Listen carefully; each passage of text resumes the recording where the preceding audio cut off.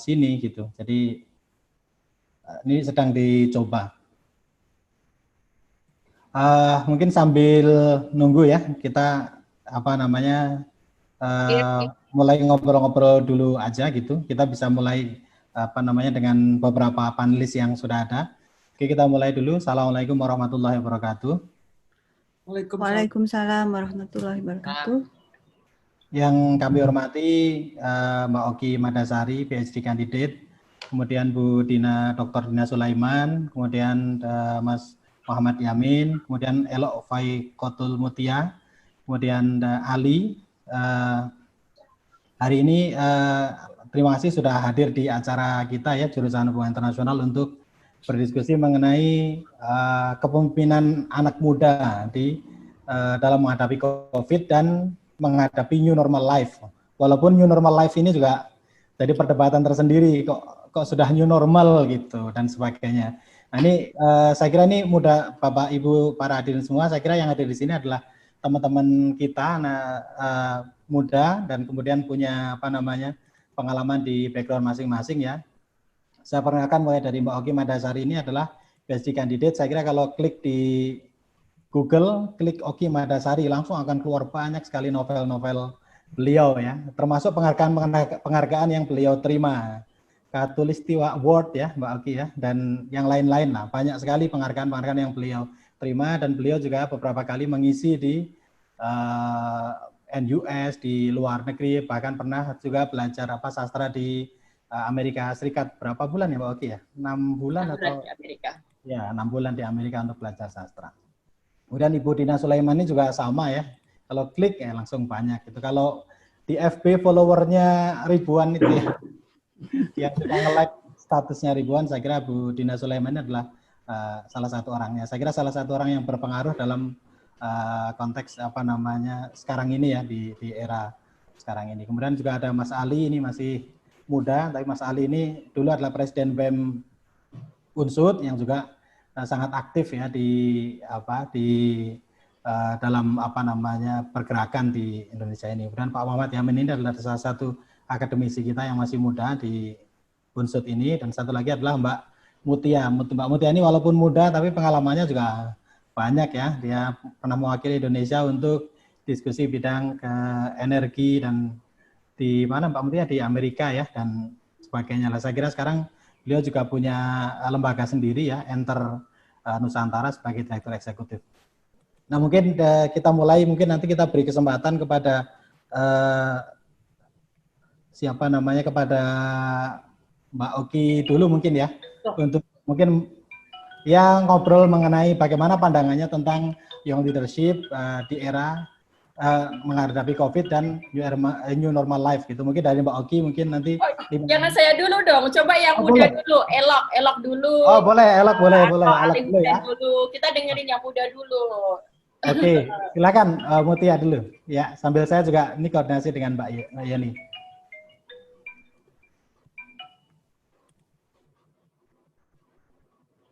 Nah ini udah masuk.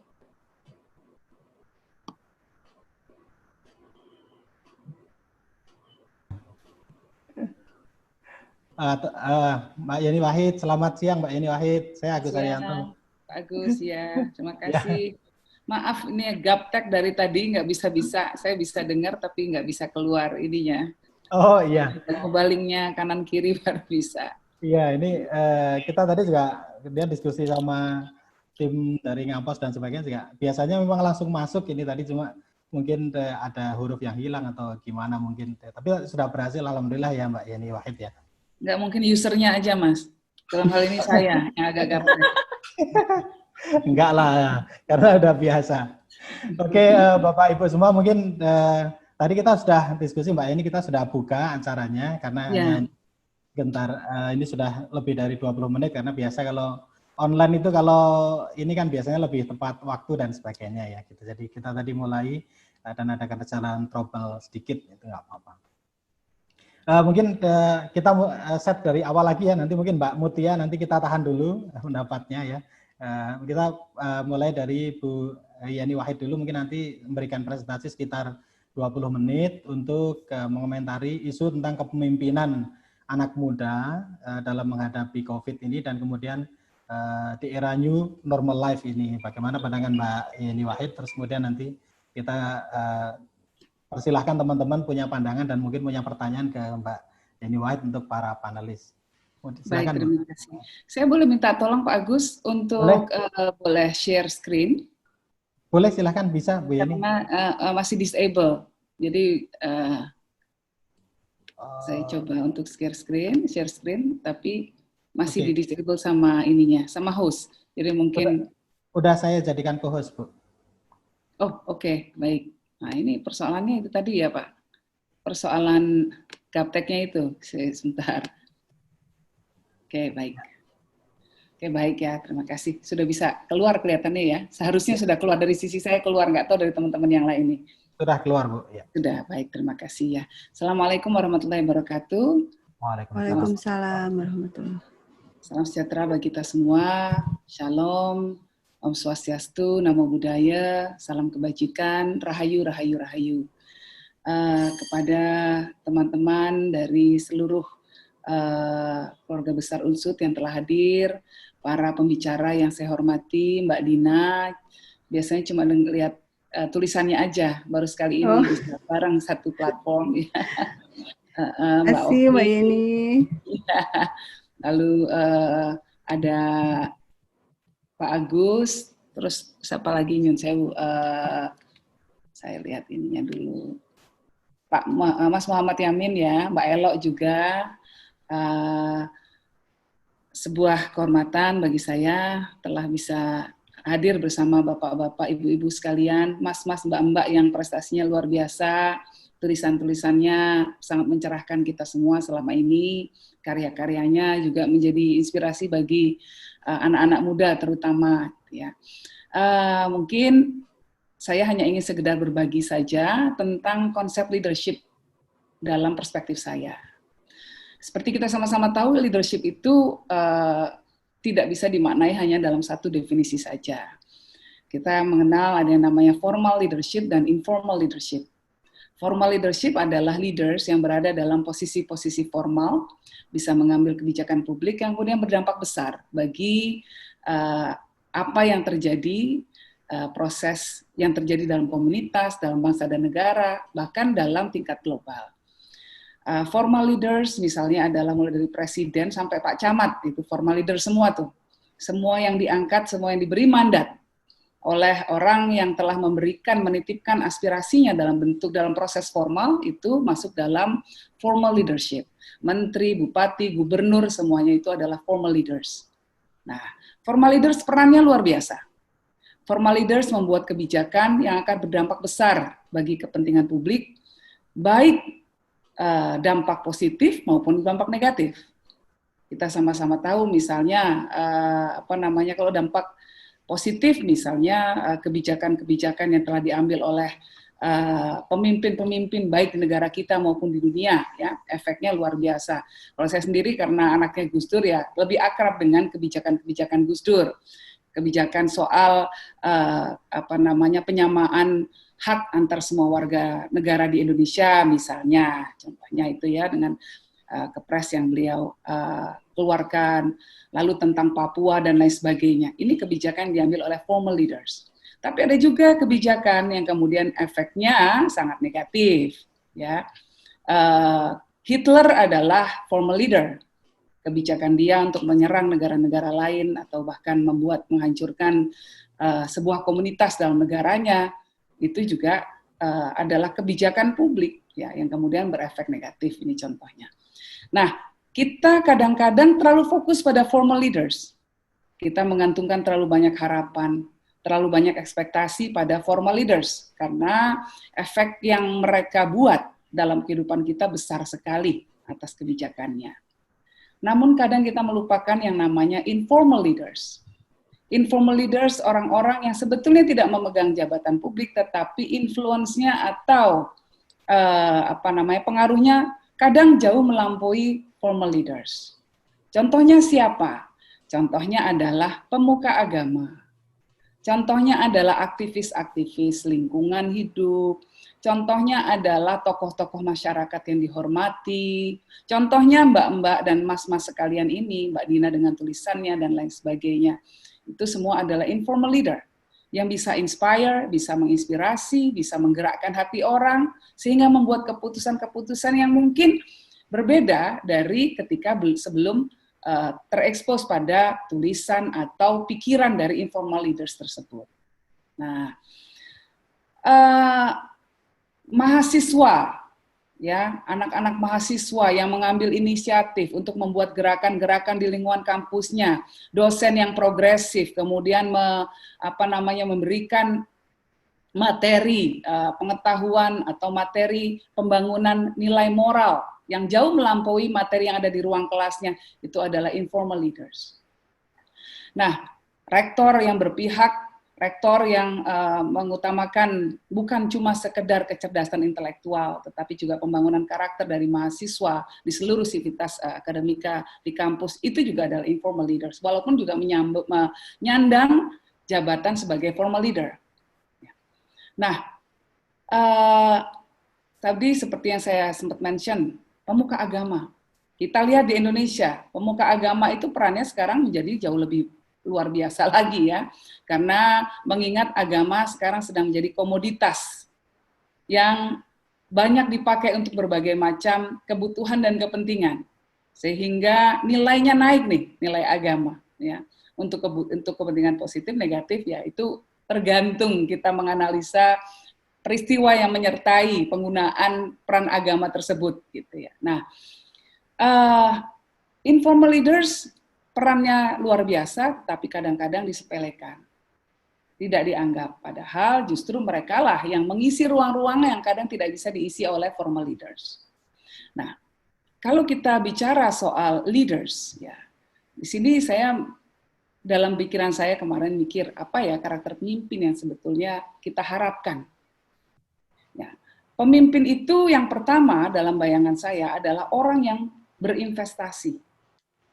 Berinvestasi bukan saja bukan investasi dalam hal finansial, tetapi berinvestasi pada orang lain, pada lingkungan hidup, dan dalam dirinya. Lingkungan sekitar, ya bukan cuma lingkungan hidup, tapi lingkungan hidup juga masuk dalam kategori itu. Kalau dalam konsep Islam kan, Islam ya Nabi Muhammad diutus untuk menjadi rahmat lil alamin gitu, rahmat lil alamin gitu, rahmat bagi seluruh alam semesta. Artinya ketika pemimpin berpikir tentang jangkauan influence-nya, berpikir harus ke sana. Nah, pemimpin itu berinvestasi. Investasi bentuknya seperti apa? Artinya dia memberikan perhatian, dia memberikan waktu, memberikan pikiran, memberikan tenaganya untuk hal-hal yang kemudian bisa berdampak pada orang lain, pada lingkungan sekitarnya. Namun juga dia berinvestasi pada dirinya. Berinvestasi pada dirinya seperti apa? Nanti saya jelaskan lebih lanjut ya. Yang kedua, pemimpin punya passion. Pemimpin punya suatu hal yang menggerakkan hatinya untuk bergerak. Pemimpin punya inisiatif, ya. Dia ingin melihat ada suatu hal yang berubah dalam lingkungannya. Sehingga kemudian dia melakukan tindakan-tindakan untuk melakukan perubahan di lingkungannya tersebut. Pemimpin juga punya fokus pada tujuan, bukan perannya. Ya, jadi kalau orang maunya cuma nyalon jadi bupati karena ingin jadi bupati, itu berarti dia fokusnya bukan pada tujuannya tapi perannya. Orang mau cuma jadi menteri karena buat gagah-gagahan, ya artinya dia bukan leaders, dia politician. Nah ini bedanya, ya. Jadi lalu pemimpin beraksi, seperti saya katakan. Nah, yang terakhir leaders seek mentors. Seorang pemimpin itu tahu bahwa dia nggak pinter sendiri, bahwa dia tetap harus belajar pada orang lain, bahwa dia butuh diarahkan, bahwa seperti Muhammad Ali petinju yang luar biasa, ya.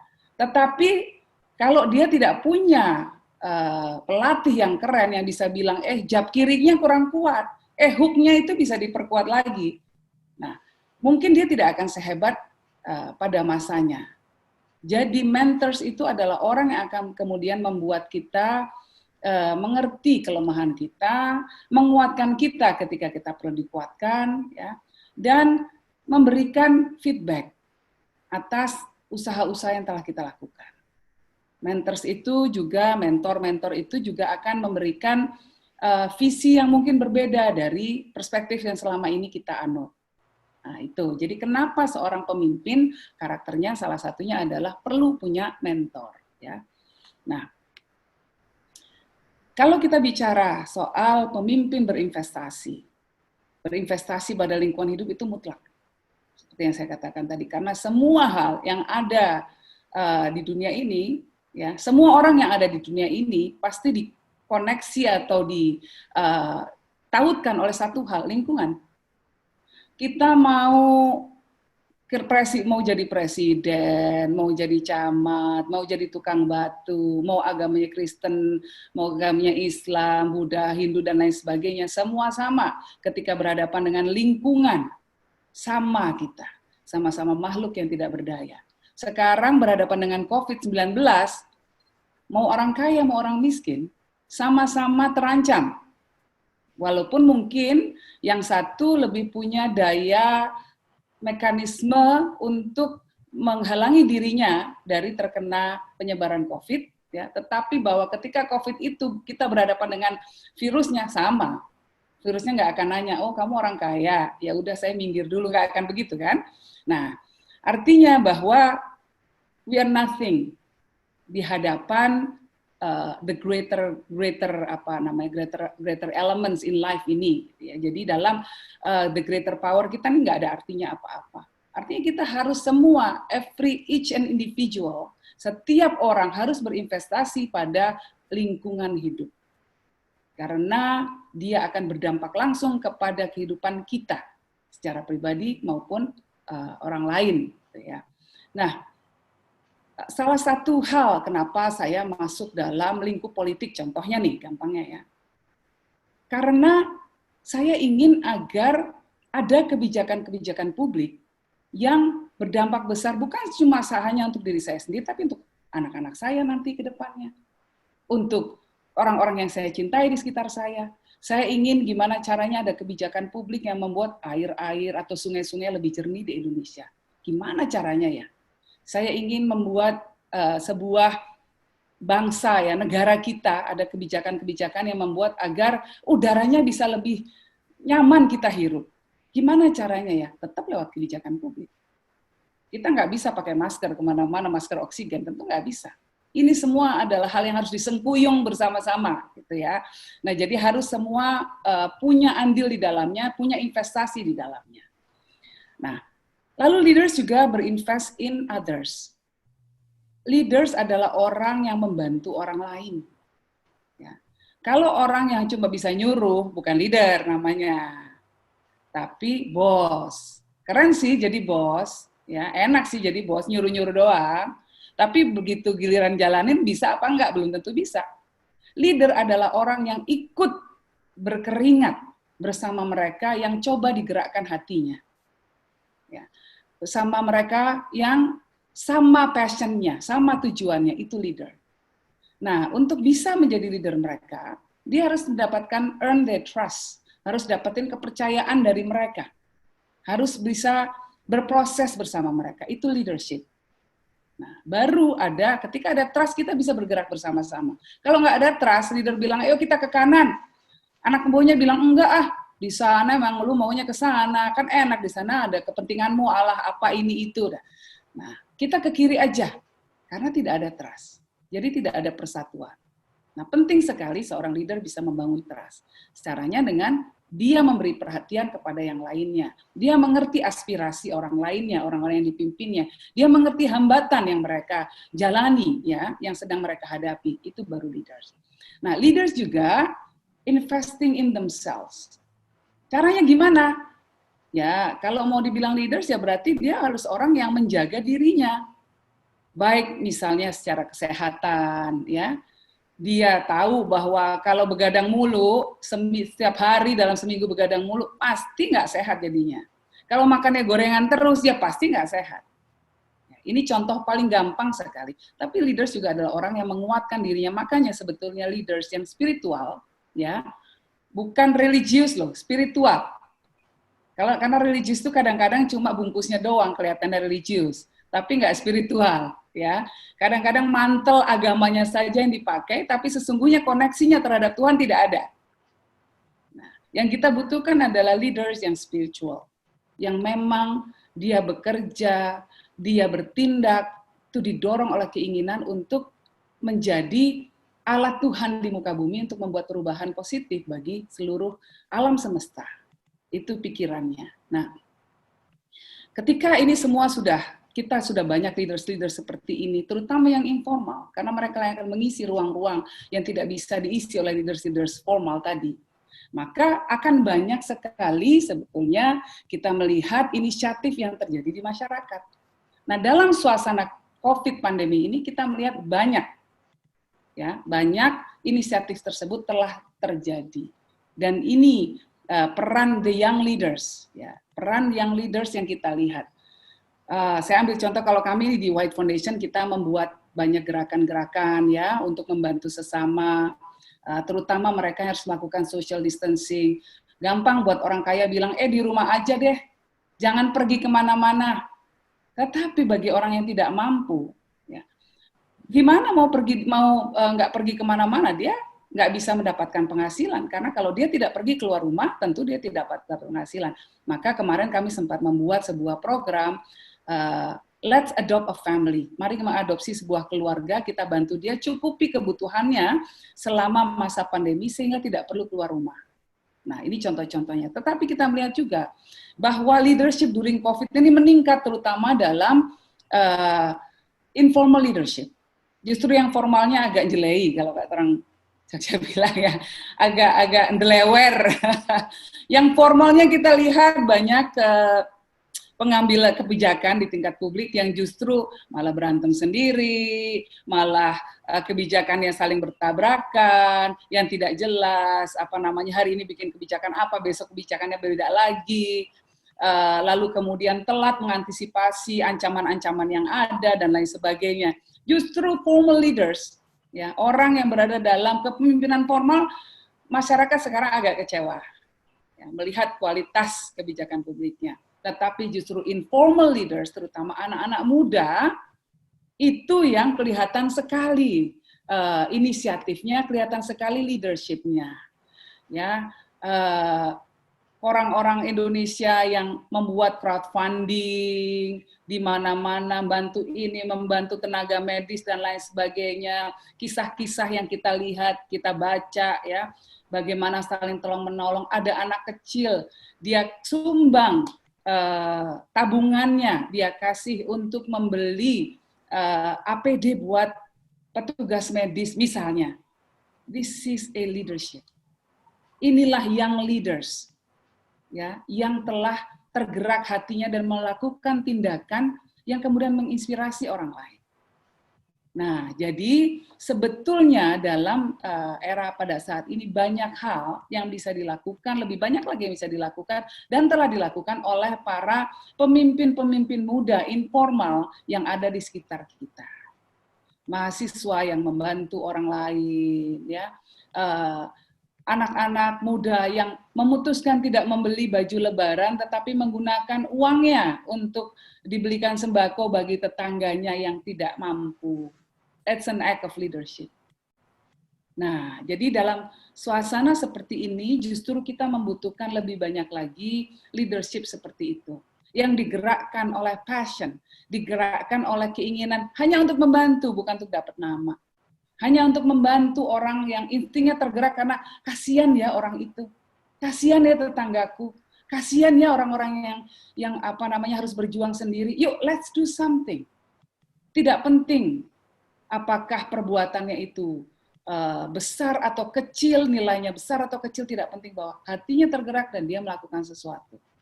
Ini banyak kita lihat di sekitar kita, Pak Agus, dan saya berharap bahwa melalui forum ini akan lebih banyak lagi leaders-leaders, terutama dari lingkup Civitas Akademika Unsud, yang kemudian akan lebih tergerak lagi, lebih banyak membuat inisiatif-inisiatif, baik melakukan tindakan-tindakan nyata. Kalau cuma sembako saja, itu sudah banyak yang melakukan. Melalui tulisan yang mengingatkan, misalnya Mbak Dina, Mbak Oki, Mas Muhammad Yamin, dan semua yang lain, Mas Ali, ya, dengan melalui komunitasnya, jaringannya, semua disatukan dengan keinginan yang sama, yaitu kita bisa melewati masa COVID ini dengan baik. Sedikit orang yang akan terdampak, makin sedikit makin baik. Makin sedikit orang yang sengsara karena dampak COVID makin baik, dan itu semua karena kita semua ikut turun tangan untuk mencoba mengatasinya bersama-sama. Kira-kira gitu dari saya. Terima kasih sekali lagi dan mohon maaf kalau ada salah-salah kata. Wallahul muwaffiq ila aqwamit thoriq. Wassalamualaikum warahmatullahi wabarakatuh. Waalaikumsalam warahmatullahi wabarakatuh. Terima kasih Bu Yani Wahid ya yang sudah memberikan pada kita, saya kira suatu yang sangat mencerahkan gitu. Karena saya baca di Wikipedia, Bu Yani ini kan sudah mendukung presiden yang sekarang sejak kampanye kemarin. Ini gimana ini dengan situasi sekarang? Nah, kita lihat Bu Yani sebagai informal leader masih menyuarakan keresahan-keresahan di masyarakat masih didengar oleh Bu Yani dan bisa disuarakan lagi oleh teman-teman yang lain. Selanjutnya nanti Bu Yani sampai akhir ya kalau bisa nanti. Ini masih ada beberapa pertanyaan-pertanyaan, tapi sebelum ke pertanyaan mungkin saya mohon izin, saya sekitar mungkin jam 2.30 paling lambat karena harus cabut. Ini ada pertemuan fisik malah langsung. Oh ya, oke. Tetap pakai masker dan lain sebagainya ya. Karena lagi krisis, BUMN lagi krisis ya. Salah satunya mau bantu itu masalah-masalah itu gitu. Jadi mungkin hanya bisa di sana sampai sana Mas Agus kalau diperkenankan. Siap Bu Yani. Nanti sebelum ini sudah ada pertanyaan, sebenarnya sudah ada 3 pertanyaan, tapi sebelum ke nanti Bu Yani menanggapi, mungkin nanti Mbak Mutia, terus Mbak Oki dulu ya, nanti berdua memberikan tanggapan dulu berkaitan dengan bidang yang mereka tekuni, bagaimana mereka sebagai pemimpin muda menghadapi COVID ini, situasi COVID. Saya kira ini kan sudah beragam ya teman-teman, nanti terus ditanggapi oleh Bu Yani sekaligus nanti menjawab pertanyaan yang ada. Dan para peserta yang lain jika masih ada pertanyaan nanti silahkan dituliskan dulu, nanti sebelum 2:30 yang dari Bu Yani sudah kita dijawab ke Bu Yani semua. Mungkin itu saya berikan Mbak Mutia mungkin ya memberikan tanggapan sebentar, terus kemudian nanti Mbak Oki, baru nanti ke Bu Yani. Oke, terima kasih Pak Agus, terima kasih Bu Yani atas presentasinya. Kalau dari pandangan dari saya banyak sepakatnya dengan apa yang tadi Bu Yani sampaikan, bahwa terutama pada bagian bahwa pada saat COVID-19 ini kita justru melihat lagi bahwa anak-anak muda ini mulai distrust terhadap pemerintah gitu, mulai terasa sangat, yang tadinya mungkin muncul kubu-kubu yang kuat gitu, sekarang tuh nggak ada kubu, dan kubunya adalah seolah-olah rakyat dengan pemerintah gitu yang muncul gitu. Dan pengalaman yang kemarin adalah kalau dari anak-anak muda, kebetulan saya bergerak di bidang lingkungan, tapi di COVID ini kita sepakat bahwa semua gerakan, semua anak muda harus saling membantu apapun isu yang sedang dijalaninya gitu. Dan kemarin ada satu kisah yang menyedihkan sih. Jadi yang kemarin sempat selama 1 bulan lebih kita tuh mengawal ini, yaitu COVID ini ternyata membuat buruh-buruh pabrik itu di PHK banyak banget secara massal, dan itu tidak dapat pesangon dan lain sebagainya, dan mereka tidak bisa sampai membeli beras. Dan kita sepakat anak-anak muda ini adalah akhirnya fokus ke 2, ketahanan pangan sama membantu buruh-buruh pabrik itu. Ketahanan pangannya dengan membuat kebun-kebun kolektif. Jadi kita mengajarkan bagaimana kita bisa berdaya sendiri di rumah gitu. Jadi kita memberikan benih, memberikan bibit gitu di rumah. Jadi kita bisa berdaya sendiri di rumah sendiri gitu. Kita bisa mengambil pangan itu dimulai dari rumah sendiri gitu. Dan yang kedua, untuk aksi reaktifnya dan proses yang cepatnya untuk buruh pabrik itu, kita benar-benar Jadi ada kayak kemarin misalkan ada beras dari petani kendeng yang akhirnya kita beli dan kita kasih ke buruh pabrik itu. Jadi kayak dari rakyat untuk rakyat. Jadi benar-benar COVID ini membuat kita tuh apa ya? Kayak istilahnya rakyat bantu rakyat gitu. Kita benar-benar berdiri di kaki rakyat sendiri. Itu sih yang benar-benar kerasa bahwa akhirnya kita sebagai anak muda itu justru makin tidak didengarkan gitu, merasa makin tidak didengarkan. Sebelumnya mungkin ya udahlah ya tidak didengarkan, cuman kalau dalam situasi ini tuh kayak makin ya ampun makin kayak tersisihkan gitu. Padahal apalagi yang bagian anak muda yang di informal ya, sektor informal khususnya, kita tuh sering sekali merasa tidak mendapatkan ruang untuk bisa didengarkan gitu. Dan kali ini di COVID ini malah justru ya udahlah kalau nggak mau dengerin kita ngelakuin aja sendiri gitu. Jadi itu sih yang terjadi saat ini selama COVID-19 ini. Gitu Pak Agus respon. Oke. Terima kasih Mbak Mutia. Saya kira kemarin inisiatif dari Mbak Mutia juga di-share di grup ya, bagaimana menyikapi lockdown ya, di tingkat RT dan sebagainya. Dan kemudian jadi apa namanya, kalau kita di jurusan terus bikin panduan kecil-kecil itu ya, terus kita sebar karena kebetulan ke link kita. Karena kebetulan Unsud ini Bu Yeni, itu kan visinya kan jadi kampus yang fokus kajiannya ke perdesaan dan kearifan lokal. Jadi ya sekarang ini riset-risetnya tentang perdesaan dan sebagainya. Jadi kita walaupun HI ini Mbak Oki, kita harus terjun ke desa. Jadi mainnya sama kepala desa, investasi di desa dan sebagainya. Oke, selanjutnya mungkin Mbak Oki. Ya, saya kira Mbak Oki juga pengalamannya banyak. Silakan. Iya, terima kasih Pak Agus, Mbak Yeni. Jadi judul acara kita, diskusi kita siang ini kan kepemimpinan anak muda di tengah COVID dan new normal. Mau nggak mau, ini saatnya kita juga untuk melihat langsung kepemimpinan yang sedang berlangsung di negara kita saat ini, di dunia saat ini. Karena ini contoh langsung bagaimana kepemimpinan berperan di tengah COVID dan new normal.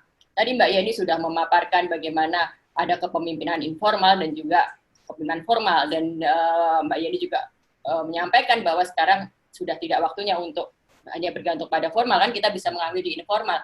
Tapi pada sisi yang bersamaan Mbak Yeni juga menyampaikan bahwa kenapa Mbak Yeni terjun di politik, karena ada keinginan untuk melakukan perubahan secara langsung kan, bahwa ingin terlibat dalam kebijakan untuk membentuk dunia yang lebih baik pada generasi penerus kita. Nah, di titik ini kemudian kalau dikaitkan dengan situasi COVID kita sekarang ini, kita harus bertanya di mana kemudian pemimpin pembuat kebijakan di sistem di negara kita ini, di banyak negara di dunia ini.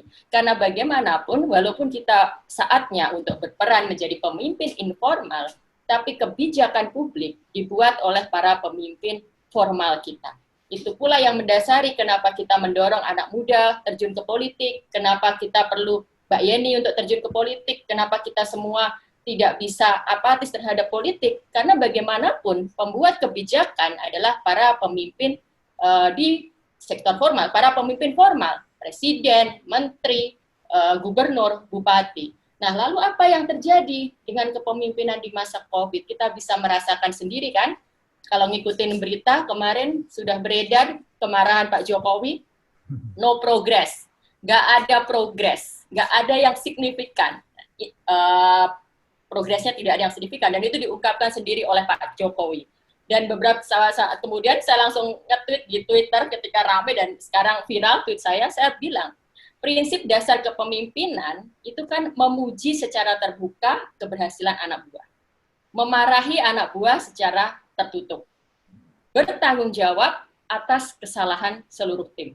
Saya rasa ini sebuah prinsip dasar kepemimpinan yang seharusnya kita pelajari sejak kita berorganisasi di kampus, di organisasi di masyarakat level terbawah.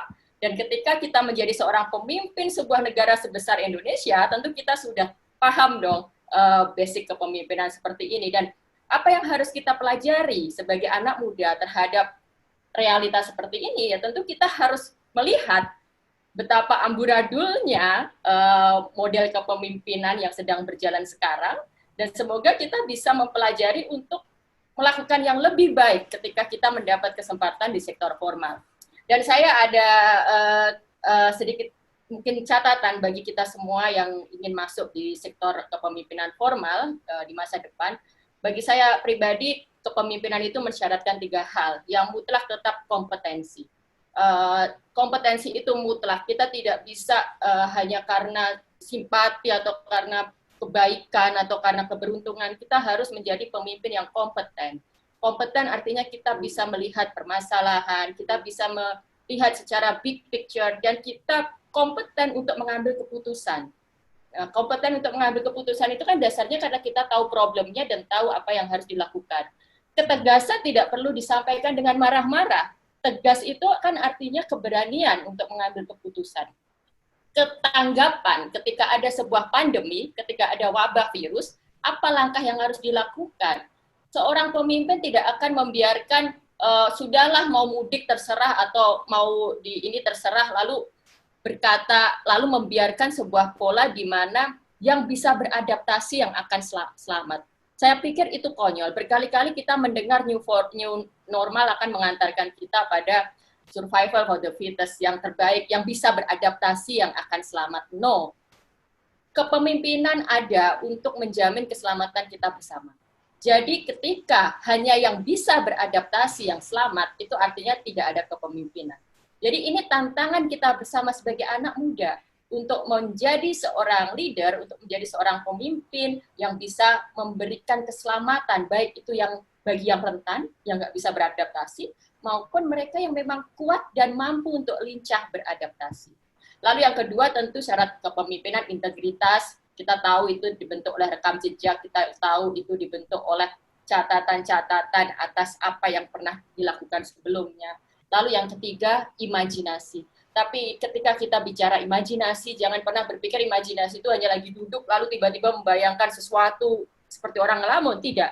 Imajinasi itu dibentuk lahir berdasarkan akumulasi pengetahuan dan kompetensi itu. Tidak ada pemimpin bisa punya imajinasi kalau memang tidak punya kompetensi untuk melihat masalah. Imajinasi tidak bisa lahir dari pemimpin yang tidak bisa melihat big picture-nya itu tadi.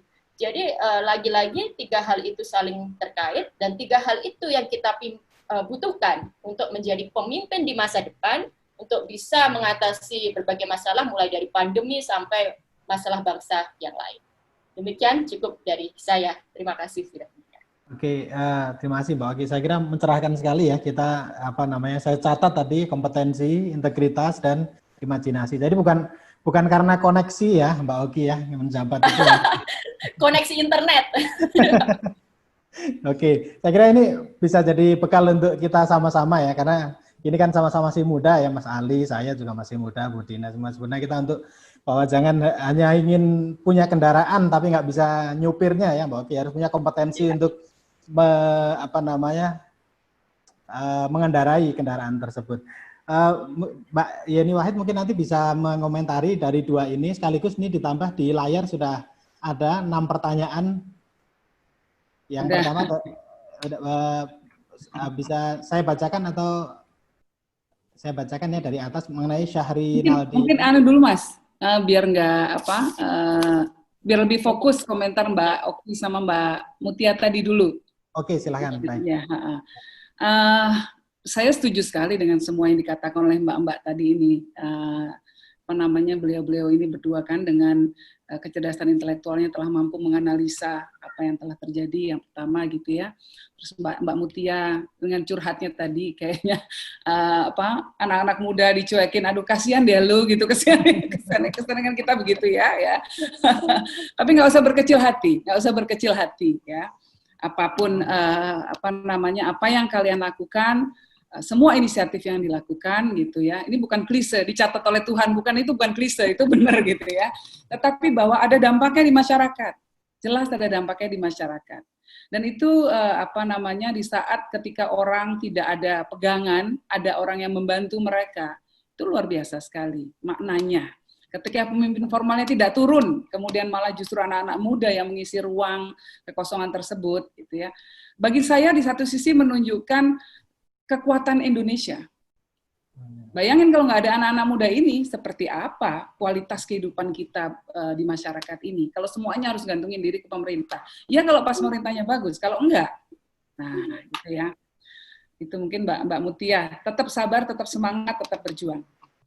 Nah kalau Mbak Oki, saya sih setuju sekali dengan semua yang dikatakan, dan bahkan Twitternya yang viral tadi. Saya bisa terbayang Mbak, kenapa viral. Dalam banget soalnya.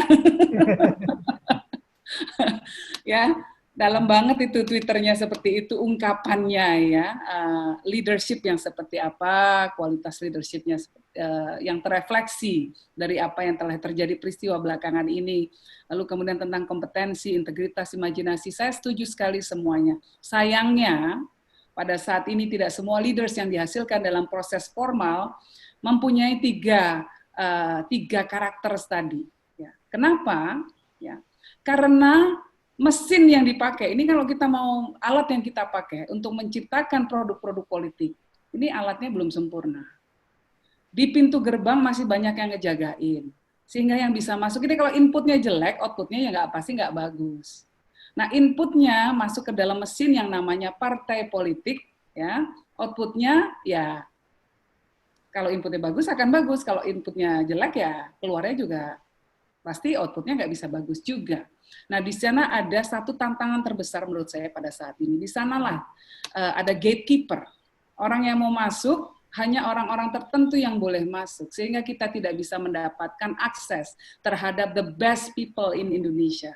Orang-orang terbaik, putra-putra terbaik bangsa, tidak semuanya kemudian bisa masuk dalam proses pemilihan yang fair dan demokratis tersebut. Sayangnya seperti itu proses kita, ya. Jadi sehingga tidak tercipta level playing field. Tadi yang dikatakan jangan karena koneksi dong, ya, harus punya 3 tadi elemen kompetensi dan lain sebagainya. Sayangnya sekarang koneksi masih jauh lebih menentukan, ya. Jadi namun ini tidak saja hanya di Indonesia, ya. Ini di hampir semua negara. Tidak saja di proses politik, bahkan dalam proses-proses lainnya. Kita sama-sama tahu misalnya kalau dalam konteks di dunia barat, di Amerika saja, itu misalnya ya, the white Anglo-Saxon Protestan, orang kulit putih, ras kulit putih, tentu lebih punya banyak privilege dalam kehidupan yang membuat mereka kemudian akan bisa kemungkinan lebih berhasil dalam hidup. Mereka bisa sekolah di sekolah yang lebih bagus. Mereka kalau mau masuk ke sekolah yang lebih bagus, dikursusin, dilesin, dibimbelin dulu, sehingga bisa masuk Ivy League, universitas-universitas yang bagus. Anak-anak kulit hitam di sana tidak mendapatkan privilege yang sama. Ada yang tanya lah, Obama gimana? Obama dibesarkan dalam sebuah gaya hidup kulit putih. Artinya dia mendapatkan pendidikan yang memadai, yang sangat tinggi. Dia mendapatkan investasi ya dari lingkungannya yang berbeda dari kebanyakan anak-anak kulit hitam lainnya. Sehingga berhasil. Nah, pertanyaan kita adalah, mampukah kita sebagai bangsa, mampukah kita sebagai negara melakukan investasi terhadap semua anak-anak yang ada di Indonesia sehingga kita bisa mendapatkan kualitas pemimpin yang jauh lebih baik lagi. Itu pertanyaan paling mendasar kita. Nah, kalau sudah bisa begitu, kita benahi kemudian gamenya ini, supaya gamenya ini aturannya bisa lebih fair buat semua. Ya memang jago main bola bisa jadi pemain bola, bukan cuma ponakannya wasit yang boleh main, kan gitu kira-kira. Atau ponakannya coach. Nah kalau sudah kayak gitu jelas nggak akan fair. Outputnya juga permainannya nggak cantik lagi. Ini contohnya. Nah, bagaimana caranya untuk memastikan itu semua? Nah, soal survival of the fittest, saya sangat setuju sekali dengan Mbak Oki. Nggak bisa dibiarkan semua survival of the fittest, hanya orang yang kuat yang kemudian bisa keluar dari krisis yang sedang melanda kita. Ya kalau kayak gitu, ya kita ini bukan animal kingdom, kita manusia. Manusia punya kewajiban untuk melindungi satu sama lainnya. Kenapa kita bisa lebih kuat ya? Ini ada novel buku barunya, saya nggak tahu Mbak Oki udah baca si novel Harari. Yuval Harari mengatakan kalau ada 10 simpanse, kalau ada satu manusia berhadapan sama satu simpanse atau satu orangutan atau satu gorila, yang mana yang menang? Kemungkinan besar gorila. Kalau ada 10 manusia berhadapan dengan 10 gorila, yang mana yang menang? Manusia pasti. Kenapa? Karena manusia punya kemampuan untuk mengorganisir dirinya, membuat strategi, membuat taktik. Gimana caranya ngalahin 10 gorila ini? Gorila enggak, dia hanya kekuatan saja. Manusia punya kekuatan jauh lebih besar dari kekuatan otot. Nah, dengan kekuatan otak kita itulah kita harus saling melindungi satu sama lain, kita harus membantu satu sama lainnya, bukan malah saling menginjak satu sama lain, kira-kira gitu. Jadi saya sangat setuju sekali dengan Mbak Oki, dan negara adalah representasi dari nilai yang telah kita sepakati tadi, bahwa kita harus saling melindungi satu sama lain.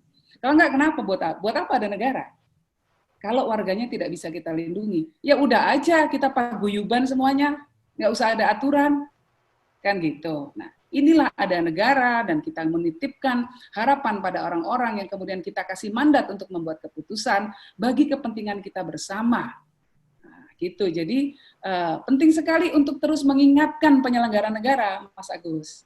Kenapa walaupun saya bantu kampanye untuk Pak Presiden kita, tapi sekarang saya masih tetap bisa berpikir kritis, masih tetap bisa ngingetin kalau ada yang harus diingetin. Harus gitu. Pemimpin itu bukan cuma dihantarkan untuk duduk dalam kursi yang kemudian kursi kekuasaan, ya, tetapi juga harus selalu diingatkan. Karena pemimpin bukan dewa, pemimpin bukan malaikat, dia pasti akan berbuat kesalahan. Berbuat kesalahan itu pasti. Yang harus kita cegah adalah membuat kesalahan yang tidak fatal sekali. Dan lebih banyak lagi keberhasilannya dibandingkan kesalahannya. Tetapi bahwa pemimpin akan membuat kesalahan itu jelas, sebagai manusia dia akan melakukan itu. Tugas kita jagain, tugas kita ngingetin, tugas kita bilang, Pak di depan ada lubang Pak, Bapak kalau nerobos aja kita semua masuk nih. Nah itu kita harus ngingetin. Jadi kalau kita sayang kepada pemimpin-pemimpin kita, ingetin. Bisa dengan cara seperti Mbak Oki yang bikin kemudian viral gitu ya. Kalau saya sih tapi di belakang saya cerewet ya, jangan khawatir, cerewet sekali saya ini. Gitu. Jadi, tapi intinya kita harus selalu mengingatkan. Kira-kira begitu mungkin tanggapan saya untuk Mbak Mutia dan Mbak Oki. Nah, kalau soal pertanyaannya ya Mas ya. Oh, tipe leader dari pemimpin negara dan pemimpin agama, pemimpin suku secara global, perbedaan dan perbedaan persamaannya. Oke, baik. Persamaannya sudah dikatakan oleh Mbak Oki tadi. Ya, karakteristik pemimpin, mau dia orang Amerika, mau orang Belanda, mau orang Indonesia, mau orang Jawa, orang Batak, orang Papua, semua sama. Pemimpin itu harus punya kompetensi, harus punya integritas, punya imajinasi, dan seperti yang saya paparkan tadi, dia berinvestasi pada dirinya, pada orang lain, pada lingkungan hidup. Nah, itu pemimpin. Ya, orang seperti Donald Trump, kenapa dia? Bagi saya dia adalah bad leader. Ya, adalah pemimpin yang tidak baik. Karena dia tidak menyatukan, dia tidak berinvestasi, tetapi dia memecah masyarakat di Amerika dengan berbagai macam pernyataannya, dengan berbagai macam kontroversi dari kebijakannya, menuding orang lain, nyalahin orang lain. Ini kita begini nih salahnya siapa? Salahnya Muslim. Ini begini salahnya orang Hispanik, orang Spanyol dan lain sebagainya. Itu bukan pemimpin yang baik. Ya. Tapi orang-orang seperti di Indonesia, pemimpin-pemimpin formal, ada ibu-ibu di Surabaya. Dia punya usaha konveksi. Dalam masa krisis susah banget mau gaji orang. Tapi dia bela-belain, kalau saya harus memberhentikan anak buah saya, kasihan. Akhirnya beliau tuh mantap, makan tabungan. Nah, jadi sampai demi merelakan uang tabungannya untuk bisa menggaji anak buahnya. Ini kan hal-hal semacam inilah leadership yang kita butuhkan. Dan itu bisa dilakukan oleh siapapun. Nah, pemimpin agama, ini yang menarik ya. Pemimpin agama, kok saya lihat apapun agamanya, karena saya sekarang sering ini, lingkup gaulnya agak suka jauh-jauh sekarang, suka keluar negeri, kemana-mana. Jadi ketemu orang macam-macam, tetapi ternyata persamaannya sama, apalagi kalau sudah soal isu agama. Mau dia pemimpin agama Islam, Kristen, Hindu, Buddha, Kalau yang toleran ya toleran, kalau nggak intoleran ya, kalau yang intoleran, intoleran. Kalau yang moderat, moderat, kalau yang radikal, radikal. Mau agamanya apapun. Ini menariknya. Di Indonesia ada kelompok-kelompok intoleran, kelompok-kelompok radikal. Di Amerika juga ada. Ya, the white supremacists.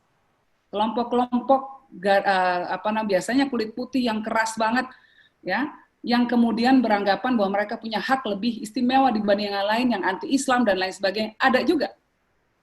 Di India, ya, kelompok-kelompok Hindu radikal yang melarang umat Islam menyembelih sapi untuk hari raya kurban. Ada juga. Di Myanmar, pemimpin-pemimpin Buddha, ya, yang kemudian malah menyerang kelompok-kelompok Rohingya, itu juga radikal. Jadi sama pada akhirnya. Pada akhirnya bukan agamanya, bukan ajaran agamanya karena kita percaya semua ajaran agama mengajarkan kebaikan, tetapi interpretasi dari umatnya dan orang-orang yang menasbihkan dirinya, menasbihkan ya, suka ketuker saya. Ini mungkin Mbak Mutia lebih bisa ngajarin saya nih. Yang mengklaim dirinya sebagai pemimpin mereka, ya, pemimpin agama, ya, inilah yang membedakan. Ya. Jadi ajaran agamanya baik, cuma interpretasi dari para pemimpinnya suka berbeda dari esensi ajaran agamanya, sehingga terjadi justru adalah destruksi. Nah, jadi kualitas pemimpin jangan dilihat pemimpin agamanya atau sukunya atau apapun, tetapi karakteristik dari kepemimpinan itu sendiri itu yang paling penting. Itu perbedaan dan persamaan, ya. Persamaan dari semua pemimpin yang ada di mana-mana di seluruh dunia. Tadi pertanyaannya kan seperti itu. Lalu kemudian, ini pertanyaannya Mas Agus harus dijawab semua ya? Kita tahan dulu Bu, nanti Oke. ini kita masih ada 3 lagi panelis ini sesi selanjutnya biar... Ya, mungkin yang lainnya bisa bantu jawab tuh.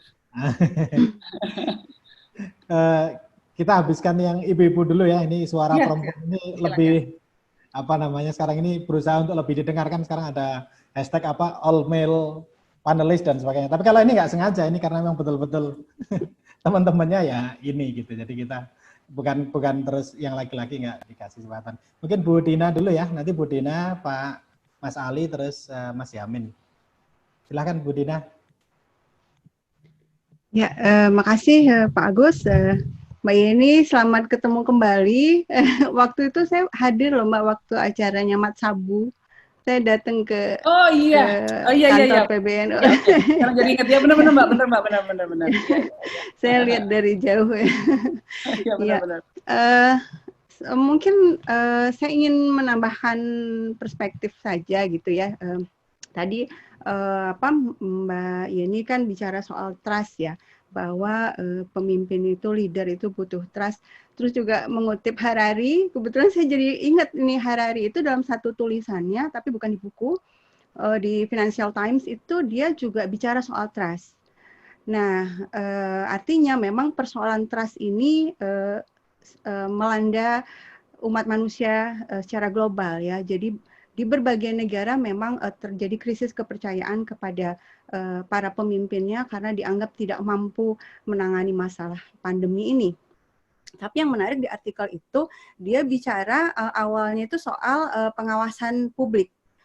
Jadi pandemi ini melahirkan upaya-upaya pemerintah di berbagai belahan dunia, terutama di negara maju ya, itu adalah upaya untuk mengawasi, untuk semakin mengawasi gerak-gerik publiknya. Di artikel itu Harari itu menyebut bahwa selama ini sebelum pandemi kita diawasi di jari kita. Artinya kita mengklik sesuatu di internet itu sudah terdeteksi nih kecenderungannya kemana gitu kan. Kita pro siapa itu terdeteksi dari algoritma. Tapi pandemi ini menurut Harari itu sudah akan memberikan transisi dramatis, dia pakai istilah seperti itu, untuk membawa manusia ke pengawasan di bawah kulit. Dia bilang gitu. Jadi manusia akan semakin diawasi dengan alasan kesehatan. Jadi dia sudah vaksin atau belum gitu kan, sudah terus tekanan darahnya seperti apa. Di satu sisi menurut Harari itu mungkin orang mau karena alasannya kesehatan. Tapi dia memperingatkan bahwa ini berbahaya karena artinya kemerdekaan publik itu semakin sempit, orang-orang akan gerak, bahkan emosinya pun terdeteksi gitu kan. Bahkan ketika misalnya di sebuah negara dia menonton pidato seorang pemimpin, kemudian di dalam dirinya tuh udah terdeteksi, oh ini anti nih sama pemimpin yang ini. Kalau pemimpinnya diktator bisa langsung ditangkap, dia cerita seperti itu. Nah, tapi ada alternatif lain sebenarnya, bagaimana supaya kesehatan tetap terjaga, rakyat tetap patuh dengan protokol-protokol kesehatan tanpa perlu diawasi dengan cara yang sangat ekstrim seperti itu, yaitu melalui trust. Jadi kuncinya ada di trust. Ketika fakta-fakta ilmiah disampaikan dan itu dipercaya oleh publik, publik akan melakukan apa-apa yang bisa menjaga kesehatannya, menjaga lingkungannya itu dengan sukarela, gitu kan? Tidak perlu lagi diawasi dengan sedemikian ekstrim. Bahkan memang kan Bill Gates itu pernah ya di TEDx, ketika dia diwawancara di TEDx bulan April itu juga dia bicara soal perlunya sertifikat gitu ya, sertifikat global. Nah itu langsung viral gitu ya. Ini apa nih maksudnya sertifikat global nih? Apakah kita akan diawasi dan lain-lain? Nah, artinya dari sini saya ingin membawa pemahaman ingin menambahkan perspektif kita bersama tentang bahwa isu pandemi ini dan juga berbagai dampaknya itu perlu kita lihat juga dari isu-isu global gitu. Karena kalau kita fokus saja di negara kita, bagaimana pemimpin kita melakukan kesalahan atau kekurangan, itu tidak bisa menyelesaikan masalah secara keseluruhan karena pandemi ini adalah bagian dari sebuah fenomena global di mana yang berperan penting juga adalah aktor-aktor global. Ya, jadi kalau misalnya contohnya WHO gitu ya, WHO yang sangat berperan dalam memberikan rekomendasi kepada negara-negara di dunia termasuk Indonesia, itu kan bergerak juga sesuai atau sejalan dengan para pemegang sahamnya tanda kutip ya, para donatur-donatur terbesarnya. Dan donatur terbesar di WHO yang kedua itu kan Bill Gates. Ya, di HI kita punya minimalnya ada dua perspektif, idealis atau realis ya kan Pak Agus ya. Nah kalau orang idealis mungkin akan fokus melihat oh itu kedermawanan, oh itu kebaikan gitu kan. Tapi kita juga punya pandangan realis yang memandang bahwa segala sesuatu gerak-gerik manusia atau negara itu pasti punya kepentingan. Apalagi ketika misalnya si donatur terbesar ini punya perusahaan juga, bergerak juga di industri farmasi. Nah itu kan membuat kita perlu mewaspadai hal-hal seperti ini. Dan ini sudah pernah terjadi sebelumnya ketika di masa ini pandemi flu burung. Waktu itu kan Bu Siti Fadilah yang jadi menteri. Nah, saya pernah nulis, terus akhirnya viral juga itu ya. Padahal yang saya maksudkan itu adalah, fokus saya dalam yang saya tulis itu adalah bahwa kita perlu juga aware pada rekomendasi-rekomendasi yang diberikan oleh organisasi internasional atau juga yang pihak-pihak yang berafiliasi dengan perusahaan-perusahaan global transnasional, karena terbukti pada masa pandemi flu burung itu WHO itu memaksakan sebuah mekanisme pemberian virus, seed virus kepada WHO dan kemudian oleh WHO diserahkan ke perusahaan dan perusahaan kemudian membeli vaksin dan kita membeli vaksinnya gitu kan, padahal kan virusnya dari kita. Nah itu yang kemudian mekanisme itu yang kemudian dicoba oleh pemerintah Indonesia untuk diubah di Jenewa waktu itu. Dan luar biasa waktu itu ada keberhasilan. Jadi sidang WHO di Jenewa akhirnya menyadari bahwa memang ada yang salah dari mekanisme pemberian vaksin dari negara-negara terdampak. Kenapa seharusnya negara-negara yang memberikan vaksin itu juga punya benefit. Nah, hal-hal seperti ini saya pikir perspektif global ini bahwa dunia ini tidak seidealis yang disampaikan oleh beberapa pengamat. Kalau Harari itu kan sangat idealis ya. dia memberikan ide-ide solidaritas global gitu kan. Itu bagus sekali, kita perlu bergerak ke arah sana, tapi di saat yang sama kita juga tetap menggunakan perspektif realis, tetap dipakai bahwa tetap ada kepentingan yang perlu kita waspadai sehingga kita tetap bisa menjaga kepentingan nasional kita tetap bisa menjaga kedaulatan kita di tengah situasi krisis seperti ini. Mungkin itu tambahan dari saya, Pak Agus. Terima kasih.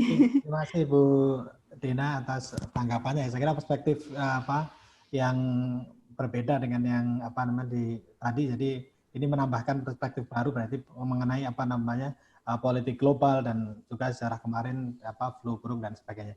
Ini tinggal dua, Pak Mas Ali dan Mas Yamin. Mungkin saya beri kesempatan sebelum nanti Bu Yeni memberikan tanggapan ya. Silakan Mas Ali dan Mas Yamin. Mas Ali dulu ya. Terima kasih Pak Agus dan Bu Yeni. Assalamualaikum warahmatullahi wabarakatuh. Saya coba untuk memberikan tanggapan sekaligus dari perspektif yang sedikit berbeda. Jadi seperti Bu Dina, saya hanya menambah perspektif saja gitu. Saya mau mengawali dengan perkataan dan statement dari Pak Nasir Kamil. Dia adalah UFM, Union for the Mediterranean, Secretary General. Pada tanggal 14 Mei kemarin beliau berbicara bahwa yang paling terdampak dari COVID adalah anak-anak muda. Karena mereka adalah generasi yang paling aktif dari segi produktivitas dan mobilitas. Ditambah dalam website ILO.org, International Labour Organization, pada tanggal 27 Mei kemarin ada statement bahwa 1 dari 6 kaum muda itu berhenti kerja karena COVID-19. Jadi dampak COVID terhadap anak muda ini memang terkesan lebih parah daripada memang generasi-generasi yang lain, karena memang generasi-generasi anak muda dari segi lapangan pekerjaan itu pun lebih banyak dari sektor-sektor informal. Ditambah dalam publikasi Compact for Young People for Humanitarian Action pada tanggal 26 Mei disebutkan bahwa dari segi pendidikan, dampak COVID-19 terhadap pendidikan pemuda itu sekitar 1,5 miliar pemuda di seluruh dunia atau lebih dari 90% di 188 negara melakukan pendidikan secara jarak jauh. Itu dampak-dampak COVID kepada anak-anak muda. Nah, kira-kira apa yang bisa dilakukan pemuda gitu kan? Dari segi pemuda-pemuda internasional, sebelum saya bawa ke Indonesia, ada sebuah gerakan yang saya rasa cukup menarik di website restlessdevelopment.org. Ini adalah sebuah gerakan dari anak-anak muda di seluruh dunia yang berkumpul dan itu bergabung dari sampai sekarang sudah ada 9 negara, bergabung dari USA, dari United Kingdom, di India dan beberapa negara-negara di Asia dan Afrika. Mereka itu sedang melakukan mobilisasi young leaders. Jadi pemimpin-pemimpin muda sedang dimobilisasi oleh mereka untuk apa? Satu, menghentikan COVID. Yang kedua, bergabung dalam organisasi-organisasi kepemudaan. Yang ketiga, bagaimana recovering pasca COVID-19 ini. Tapi semua itu dilakukan dalam kerangka komunikasi dengan pemerintah. Nah, bagaimana kondisi dengan Indonesia? Kita melihat di internasional sudah ada global solidarity dari teman-teman yang memang tadi bergabung dalam 9 negara tersebut. Dalam kondisi Indonesia, apa yang bisa kita lakukan? Gitu. Cuma masalahnya adalah, seperti yang tadi dibahas, bagaimana kepemimpinan formal. Saya membaca sedang terjadi gejala kegagalan pemerintah di COVID-19.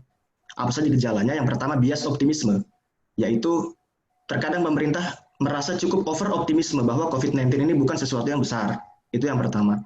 Yang kedua, terjadi ambiguitas. Terkadang data-data yang disampaikan ke publik itu memang berbeda dengan data-data yang memang terjadi di lapangan. Yang ketiga, terkesan anti-science.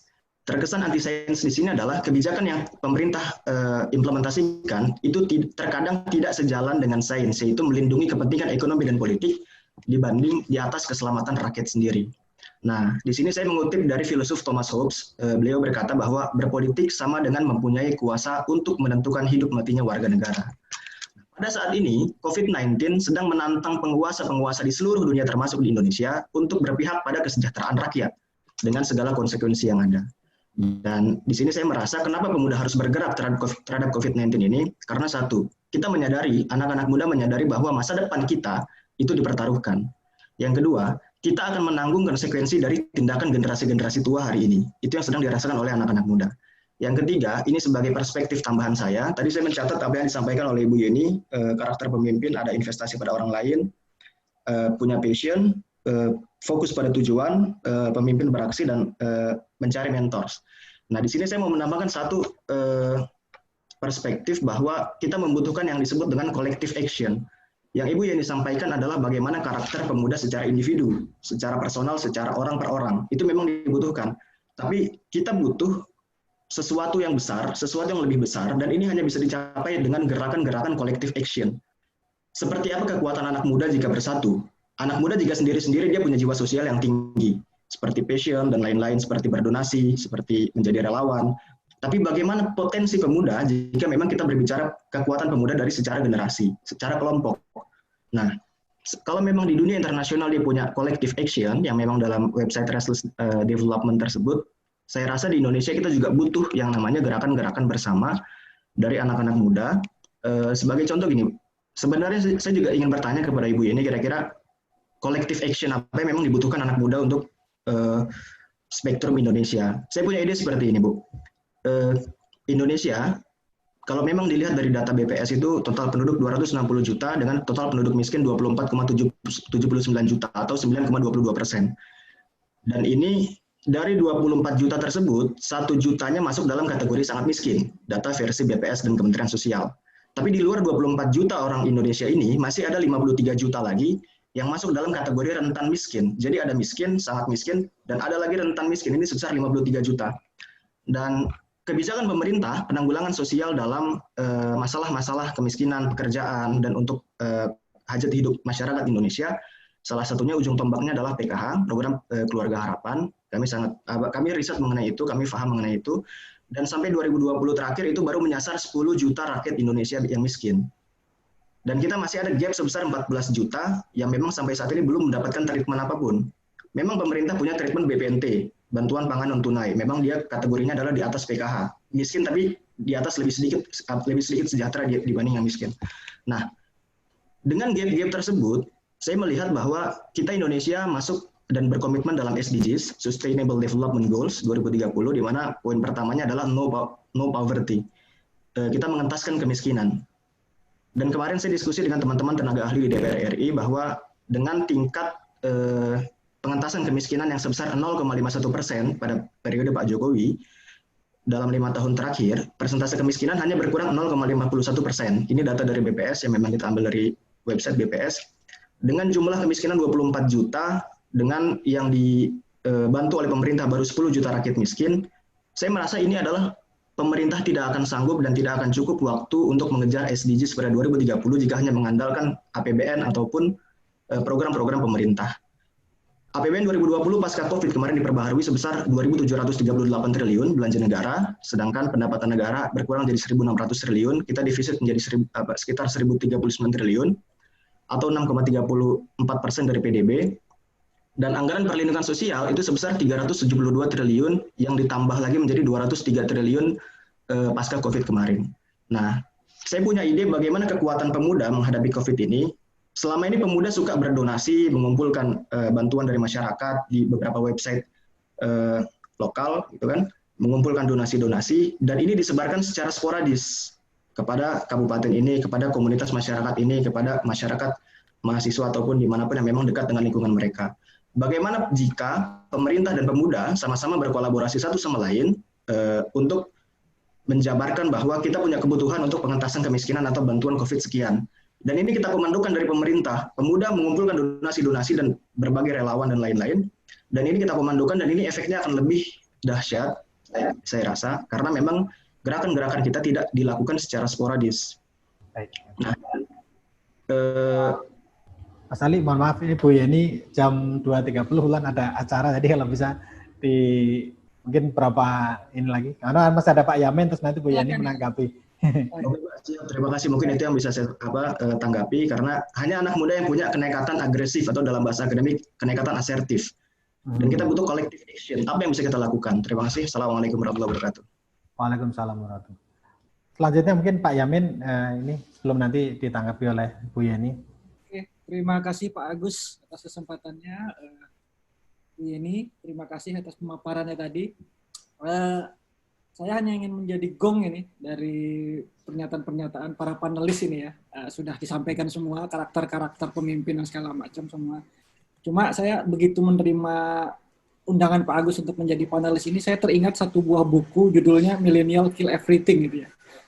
Itu di situ dikatakan bahwa milenial itu ingin membunuh 9 to 5, jam kerja 9 to 5 itu. Ini perspektif yang berbeda ini ya. Nah, jadi hadir kemudian, tak lama buku itu diluncurkan, itu hadir kemudian COVID-19 atau pandemi global ini. Yang justru bagi kaum milenial, ini justru akan menjadi sebuah katalisator. Yang dulu mereka berjuang untuk killing the 9 to 5, ini sekarang menjadi ada momentum untuk membunuh batu penghalang bagaimana generasi sebelumnya menciptakan sistem yang sangat mengekang kehidupan terutama para anak muda ya.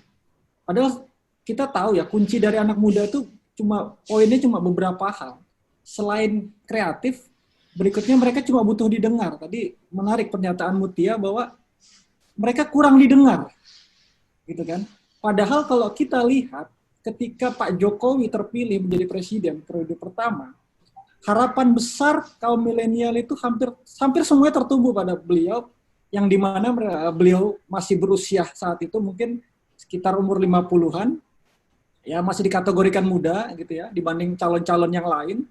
Kemudian beliau memiliki track record yang tidak tercemar gitu ya, tidak di bawah bayang-bayang Orde Baru, tidak di bawah bayang-bayang Orde Lama gitu kan, sehingga besar tumpuan harapan kita pada beliau di periode pertama hingga periode kedua ini.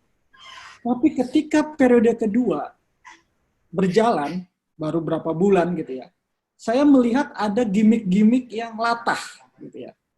Nah, benar kata Bu Yeni tadi, kita patut mengingatkan. Saya dulu pendukung Pak Jokowi, terus terang ini Pak Agus tahu persis, saya sering berantem dengan Pak Agus ini kalau masalah dukungan.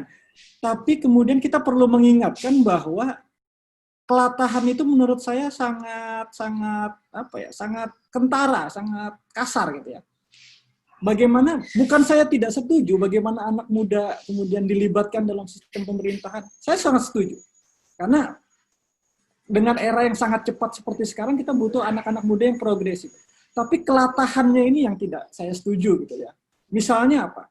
Menunjuk beberapa staf milenial yang kecenderungan ingin meniru misalnya keberhasilan Malaysia menunjuk menteri olahraganya yang ganteng dan disukai banyak kaum hawa gitu ya.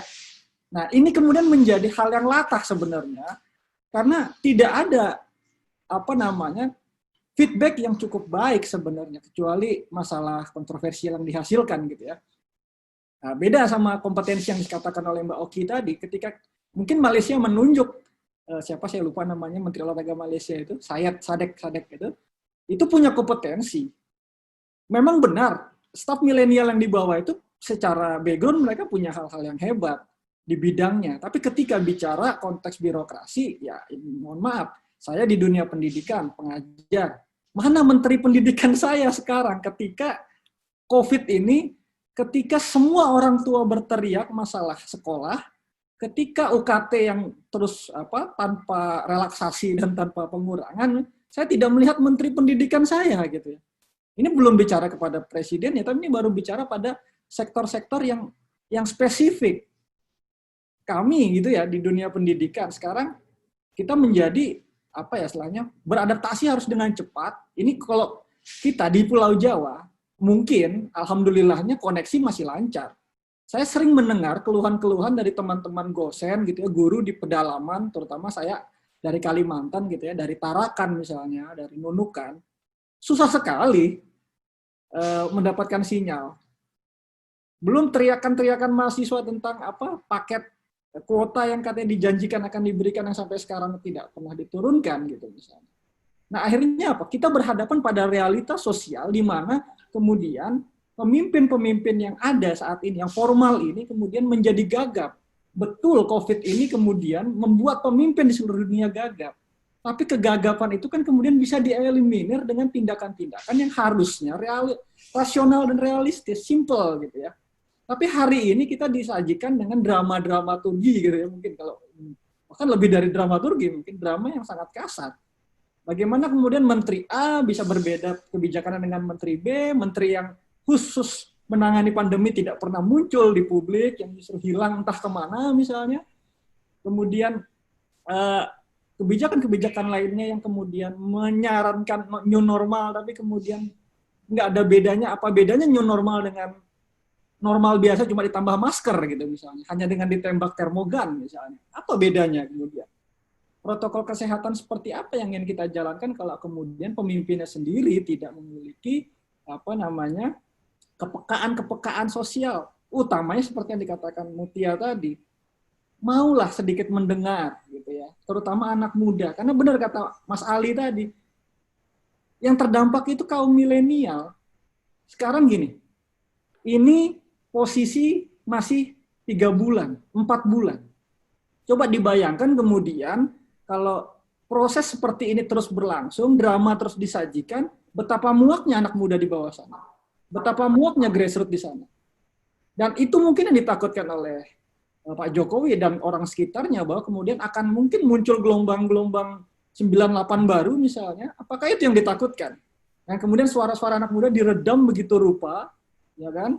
Medsos diawasi gitu, dan kemudian isu-isu kemudian menjadi sangat sensitif, bahkan guyonan Gus Dur aja ditangkap gitu ya, bahkan saya lihat di Twitter yang Mbak Yeni sampai juga mengecam itu gitu.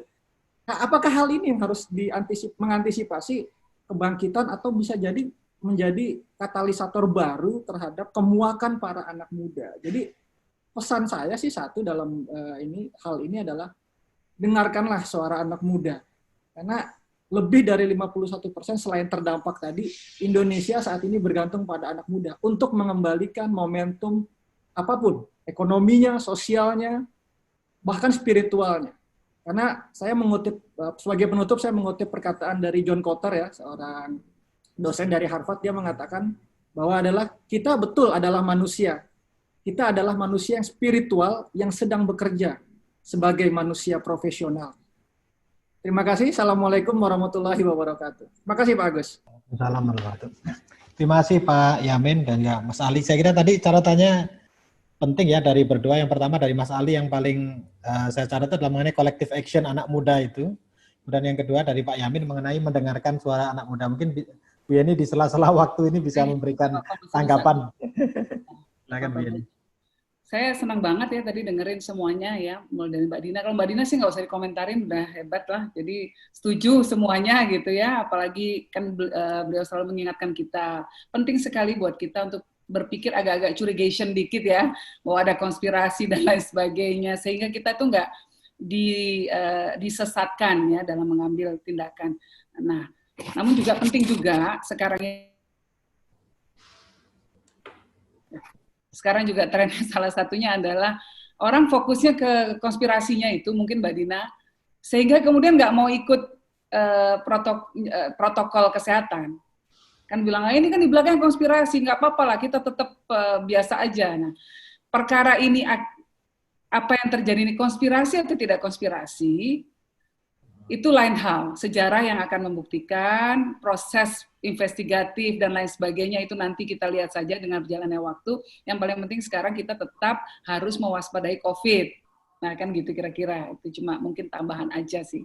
Tapi kalau soal bahwa kita harus mewaspadai semua grand design dari mungkin kepentingan-kepentingan lain yang kita tidak tahu, kita harus tetap melakukan itu. Setuju sekali dengan Mbak Dina ya. Lalu tadi Mas Ali, saya senang banget dengarnya, nggak banyak anak muda yang punya perhatian terhadap masalah poverty. Ya, betul sekali yang dikatakan, kita ini walaupun saat sekarang ini prestasi Presiden Jokowi juga jangan diremehkan, karena sejak 2 dekade baru sekali ini pemerintahan Pak Jokowi, poverty level, angka kemiskinan turun di bawah 10%, sekarang 9,4%. Jadi ini juga luar biasa, karena susah nurunin, walaupun cuma 0,2% katakanlah ya, karena kita sudah sampai kepada yang namanya kerak kemiskinan sudah mengerak, jadi emang agak susah gitu ya. Jadi, nah dari dulu problem kita adalah soal definisi, yang dikatakan Mas Ali benar banget, kalau yang poor aja mungkin sekitar 25 juta, tapi ada yang namanya near poor, orang yang rentan miskin. Nah, ini lebih banyak lagi. Ada yang lagi namanya sadikin, sakit sedikit langsung miskin. Nah, itu ada juga kan. Nah, jadi banyak kategorisasi kayak begini yang sebetulnya mengaburkan angka sesungguhnya. Kalau cuma 25 juta gampang bisa kita bantu. Tapi begitu 1/5 dari jumlah penduduk, ini datanya OECD, jadi bikin kita garu-garu kepala juga kan. Wah, ini ternyata problemnya besar sekali. Dan program Keluarga Harapan hanya menyasar 10 juta betul. Karena kita tidak bisa mengalokasikan lebih banyak lagi, 10 juta saja itu sudah menjadi salah satu program pengentasan kemiskinan terbesar di dunia. Ya, mungkin salah satu saingan kita cuma Brazil, tapi di negara-negara lain tidak ada yang sampai sebesar itu. Jadi effort dari pemerintah ini tetap harus kita apresiasi sambil kita kasih masukan-masukan agar bisa tetap lebih membaik lagi, ya. Nah, kalau tadi pertanyaannya collective action, saya sangat setuju sekali harus ada collective action. Apa dong yang bisa dilakukan, ya? Crowdfunding dan lain sebagainya. Crowdfunding itu kan metode, ngumpulin uang metode. Tetapi ini mau dibuat apa nih kalau uangnya udah kumpul, ya? Salah satu problem kemiskinan kita itu kan mengekspresikan dirinya dalam berbagai macam statistik, data statistik kita kelihatan bahwa maternal health, ya, angka kematian ibu masih sangat tinggi, angka kesehatan anak juga sangat jelek, lalu juga level pendidikan kita juga tidak baik. Ini 3 hal kalau kita mau bicara soal SDGs, ya. Ini 3 hal yang harus kita sasar langsung. Nah, problem utama kita salah satunya adalah problem besar sekali, ya, adalah 1 dari 3 anak balita di Indonesia ini masih mengidap stunting. Ketika dia mengalami stunting, kedepannya sudah pasti kalau kurang gizi, mikirnya juga pasti akan lebih ada kesulitan, ya. Pertumbuhannya tidak optimal, baik pertumbuhan mental maupun pertumbuhan fisik. Padahal dua-duanya dibutuhkan agar dia bisa berkompetisi di alam global ini nanti ke depannya. Jadi kalau boleh saya usul nih, kalau ada mau collective action dari anak-anak muda, kalau boleh nih isu stunting jadi perhatian kita semua deh. 1 dari 3 anak balita, itu statistiknya luar biasa besarnya. Masih 30%, gede banget. Nah, jadi mungkin Mas Ali bisa menjadi leader dalam menggolkan terus isu-isu ini dalam melakukan inisiatif-inisiatif di tingkat komunitas, ya. Ke depannya bagaimana apa yang bisa kita lakukan. Nah, ini Pak Agus, saya sekaligus mau nodong Pak Agus ceritanya nih. Ya. Dari Unsud tadi kan mengatakan bahwa salah satu fokus Unsud itu adalah soal desa, ya kan? Nah, kebetulan kami dari Wahid Foundation punya program namanya Peace Village atau Desa Damai. Ini adalah sebuah inisiatif di mana kita mencoba untuk menciptakan kohesi sosial, ketahanan mental, ketahanan ekonomi di tingkat desa, dengan tujuan utama sebetulnya adalah untuk menciptakan manusia yang toleran, manusia yang mau berpikir rukun, guyup untuk kepentingan bersama. Kita memakai berbagai macam elemen untuk mendukung program ini. Yang pertama, ya, approach-nya adalah 1 pengentasan pelatihan ekonomi. Jadi economic empowerment.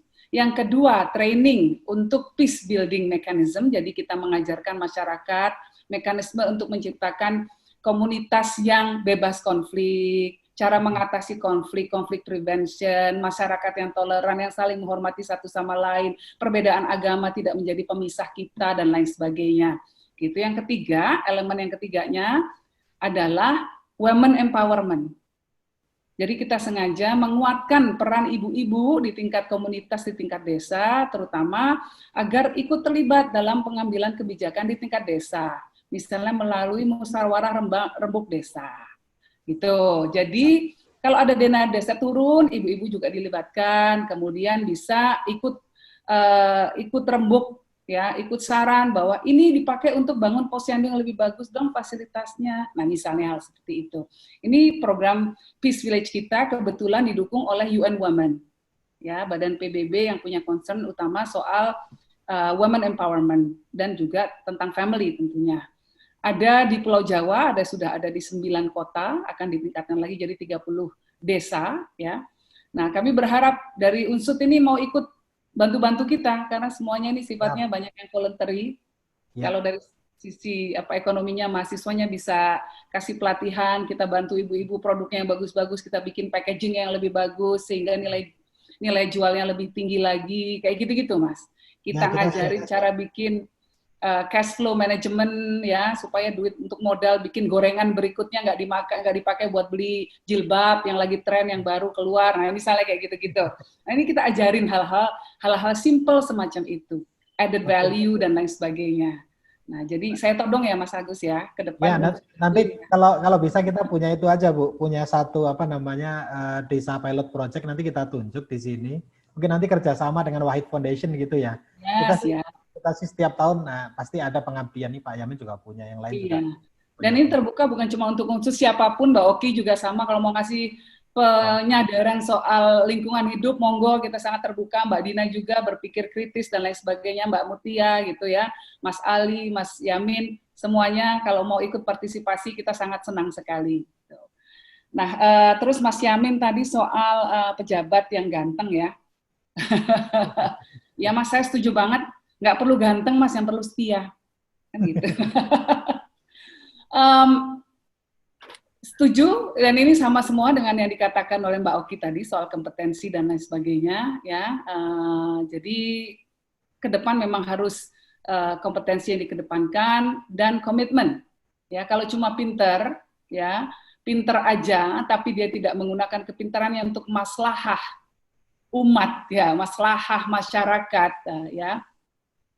Maslahatul ra'iyah gitu, masalah apa namanya, kepentingan bersama, kepentingan rakyat, yang nggak boleh juga gitu. Jadi jangan cuma pinter saja, jangan cuma kompeten saja, memang harus punya integritas dan komitmen to serve others. Nah, lalu kalau boleh Mas Agus, saya mau address satu pertanyaan itu tadi soal ada guru yang menanyakan kalau murid-muridnya yang tidak mampu ya, di sekolah yang tidak mampu, ada di Q&A itu. Ya. Bagaimana cara ngajarin atau menjadi leader bagi anak-anak dari kelompok ekonomi yang tidak mampu. Ya, jadi guru dan menjadi leader bagi mereka. Satu hal yang menurut saya harus kita kedepankan yaitu sikap empati. Sikap empati dan mengerti bahwa tingkat ekonomi yang rendah memberikan banyak keterbatasan bagi anak-anak tersebut. Sehingga kita bisa leading mereka itu bukan cuma dengan cara apa, leading itu bukan cuma mengarahkan orang dari satu titik ke titik lain, tapi juga pacing, harus belajar untuk pacing, mendampingi mereka. Ya, jadi langkah demi langkah. Nah, untuk bisa mendampingi mereka, kita harus mengerti di titik mereka, di titik mana mereka saat ini berada. Gimana dia bisa berprestasi, kalau sore-sore masih suruh jualan gorengan sama orang tuanya keliling ke mana-mana gitu misalnya. Gimana bisa berprestasi kalau malam harus bantuin ibunya di warung atau nyiapin dagangan buat besok di pasar, gimana mau ngerjain tugas dan lain sebagainya. Nah, lalu dari ke titik-titik lemah tersebut kita mencoba untuk mencarikan solusi.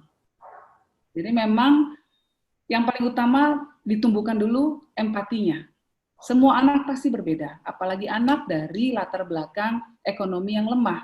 Banyak keterbatasan yang dia miliki, dan tugas kita sebagai leaders untuk bisa membantu dia mengatasi halangan-halangan itu, dan tetap memupuk potensinya, sehingga bisa menjadi anak yang sama berprestasinya, sama kuatnya, sama sehatnya, dan sama baiknya dengan anak-anak lainnya. Itu mungkin dari saya, sepertinya sudah tidak bisa ditahan, saya harus pamit. Mohon maaf sekali. Terima kasih Bu Yani. Terima kasih Bu Yani. Bisa dengan teman-teman yang lainnya. Terima kasih Bu Yani. Banyak input, banyak inspirasi. Semoga bisa bergabung di kesempatan lainnya. Terima kasih, tetap semangat. Terima kasih. Assalamualaikum warahmatullahi wabarakatuh.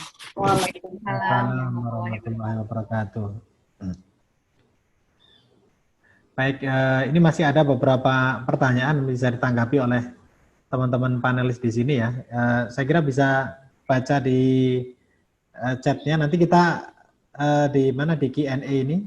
Nanti mungkin kita urut seperti tadi ya, mulai dari Mbak Mutia, terus kemudian ke Mbak Oki, Bu Dina, Mas Ali, dan Pak Yamin. Silakan nanti ini kan beberapa pertanyaan ini ada yang mungkin langsung ditujukan kepada ada yang Pak Yamin dan Bu Dina, ada yang mungkin bisa ditanggapi oleh Mutia, Mbak Oki, dan Mas Ali ya. Walaupun pertanyaannya kepada Mbak Yeni Wahid nanti bisa ditanggapi. Mungkin Mbak Mutia dulu bisa Bentar Pak, lagi baca Pak. Oh iya. Lagi baca questionnya.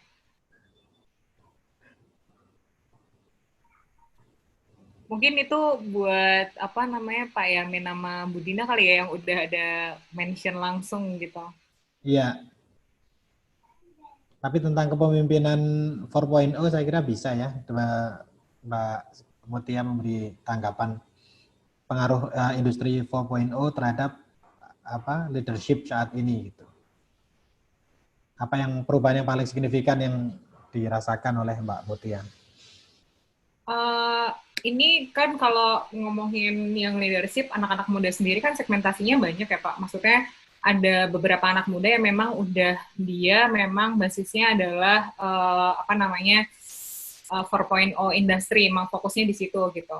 Mungkin bagi mereka yang kayak gitu tidak terlalu signifikan banget karena itu justru diuntungkan karena beberapa teman-teman yang bergerak di memang fokusnya di digital, dia diuntungkan karena orang lebih banyak waktu untuk menghabiskan di internet gitu.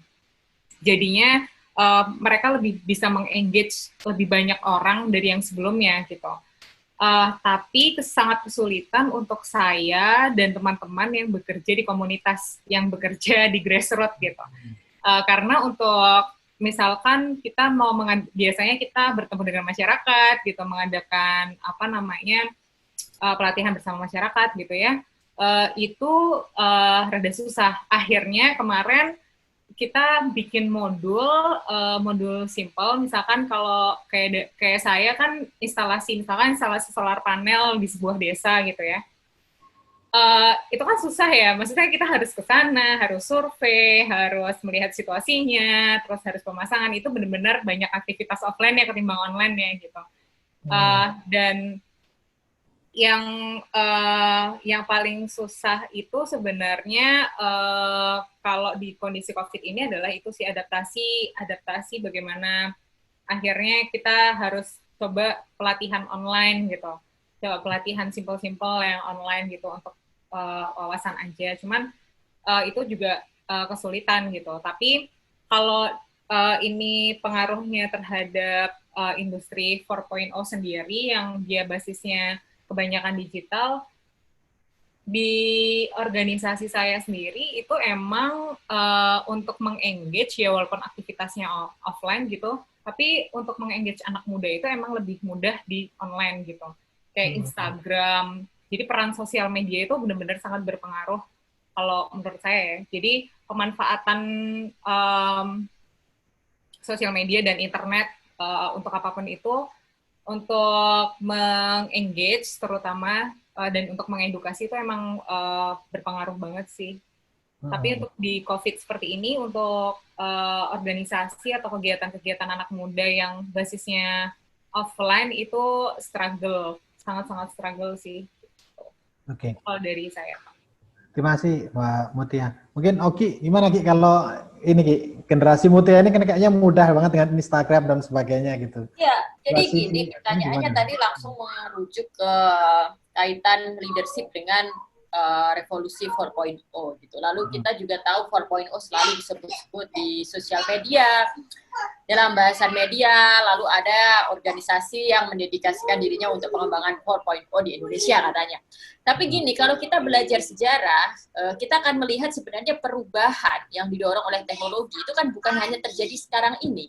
Bukan karena tiba-tiba kita mau ada 4.0 lalu kemudian ada perubahan. Sorry, aku sambil nyari colokan. Nah, sejak zaman revolusi industri, sudah selalu ada perubahan besar dalam struktur sosial kita, dalam sistem ekonomi yang semuanya diakibatkan atau dibentuk oleh perubahan teknologi. Jadi, tidak ada yang istimewa sebenarnya dalam hal ini. 4.0 hanya merujuk ke bentuk alat atau teknologi yang membuat kita harus bersama-sama memasuki era baru, sebuah sistem sosial atau sebuah model ekonomi atau sebuah cara sistem pengajaran, karena kemudian mungkin kita akan lebih banyak menggunakan teknologi, atau kita bagaimana agar sistem pertanian lebih memanfaatkan teknologi dan sebagainya. Tapi kalau kita bicara leadership, itu tidak mengubah karakter dasar dari pemimpin yang kita butuhkan. Nah, seringkali kan pemimpin gagap. Kita lihat politisi-politisi kita, katanya karena era 4.0, milenial, lalu kemudian yang mereka pikirkan, oh milenial sukanya kalau kita posting foto anak muda, alay. Oh milenial berarti kita harus bikin video TikTok. Lalu kita menteri-menteri karena milenial, oh kita bikin video menyanyi bersama agar orang jangan mudik gitu kan, yang seperti yang terbaru ini, karena mereka gagap, mereka nggak paham milenial itu maunya apa, mereka nggak paham untuk 4.0 apa, dan mereka latah, mereka hanya mau ikut-ikutan tanpa tahu esensinya sendiri apa dalam perubahan teknologi yang mengakibatkan perubahan sosial ini.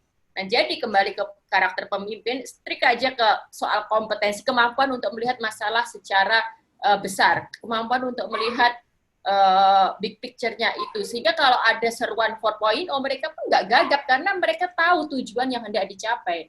Jadi tujuan yang hendak dicapai kan jelas, misalnya kesejahteraan rakyat Indonesia, keadilan sosial untuk seluruh Indonesia. Mau bentuk teknologinya mau seperti apapun, pemimpin tidak akan gagap harusnya, karena mereka akan langsung bisa mendelegasikan. Kalau cuma sekedar menguasai teknologinya itu kan bisa gampang. Anak-anak muda bisa banyak yang menguasai itu, tapi goodwill pemimpinnya atau kemampuan pemimpin untuk tahu mau dibawa kemana teknologinya, mau dibawa kemana arah kebijakannya, itu yang nggak bisa ujuk-ujuk karena 4.0 lalu harus apa. Nah, akibatnya kita lihat sendiri dong, itu prakerja kartu prakerja itu kan bentuk ketidakmampuan pemimpin dalam melihat masalah dan bagaimana solusinya. Jadi seolah-olah yang penting kasih yang online deh, yang penting kasih pelatihan online jadi kelihatannya keren gitu ya. Jadinya kayak gitu. Ya cukup. Oke, thank you.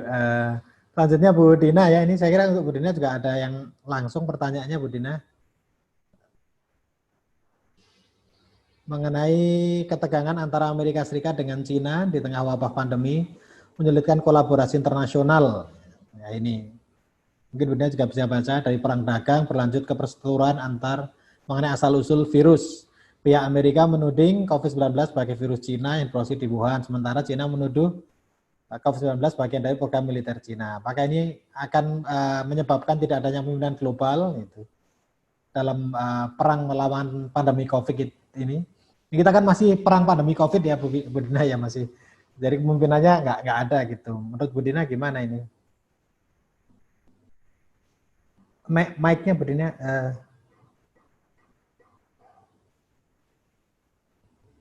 Unmute ya, sorry.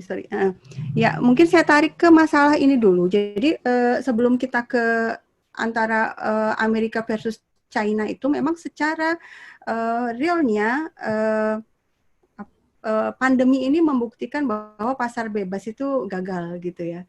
Jadi yang muncul akhirnya adalah setiap negara itu masing-masing mementingkan negaranya sendiri. Nah, jargon-jargon soal solidaritas global itu terbukti ya ada sih yang saling bantu ya, tapi yang lebih mengemuka adalah tindakan-tindakan negara untuk kepentingannya sendiri.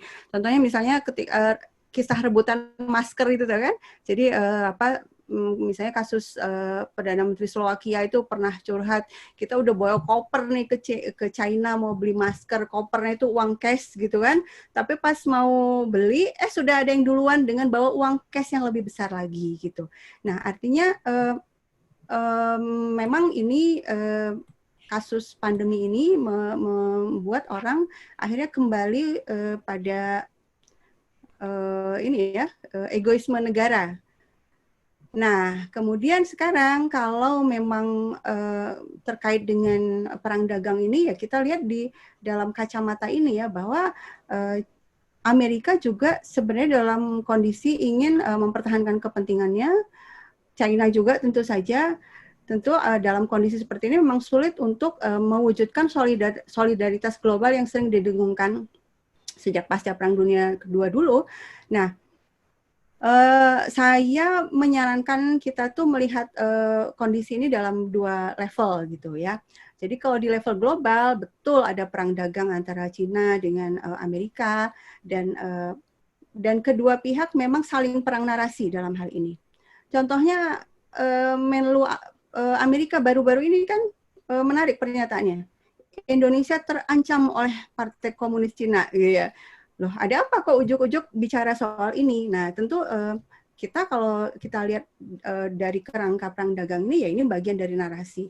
Dan begitu juga ketika mereka berdua saling menuduh virusnya dibuat oleh siapa, nah itu juga bagian dari narasi ini.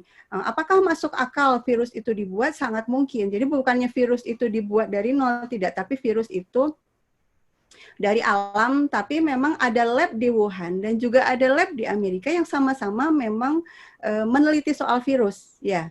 Tapi apakah betul mereka yang melakukan atau misalnya membocorkan dengan sengaja atau tidak sengaja, itu kan kita menunggu dokumen, ya.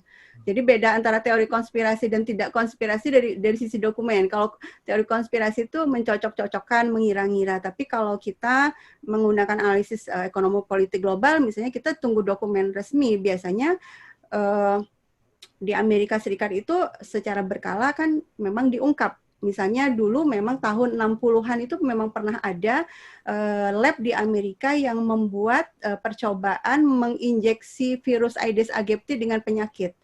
Nah, proyek ini terungkap setelah dokumennya terungkap ke publik berpuluh-puluh tahun kemudian. Tapi sekarang kan kita belum terungkap, jadi kita tidak bisa memastikan siapa yang membuat.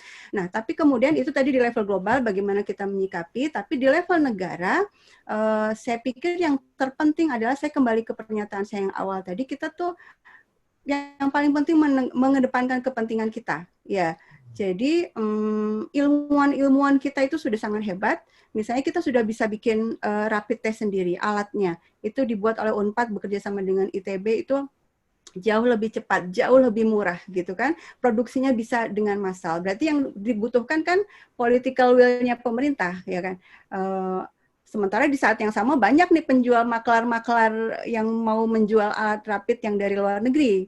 Nah, apakah pemerintah mau mementingkan kepentingan nasional, kedaulatan nasional dengan cara misalnya memenangkan produk dalam negeri ini. Kemudian juga misalnya vaksin.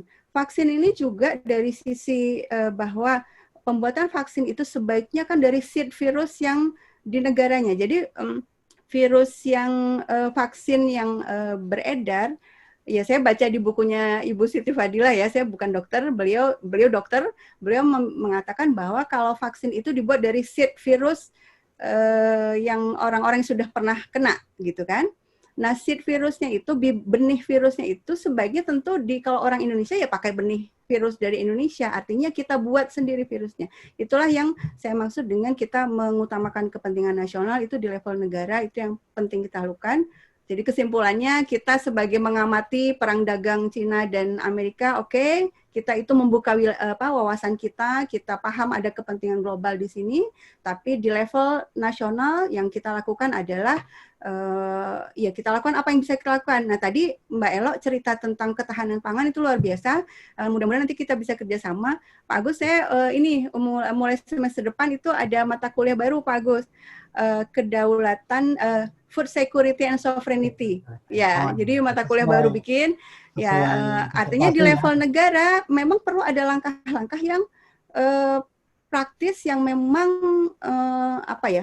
implementatif, yang seperti dilakukan oleh Mbak Elo tadi dengan teman-temannya, gitu kan, memberikan benih, memberikan pendidikan pangan, ketahanan pangan kepada masyarakat sehingga mereka bisa menyelamatkan dirinya dalam kondisi yang sulit seperti sekarang.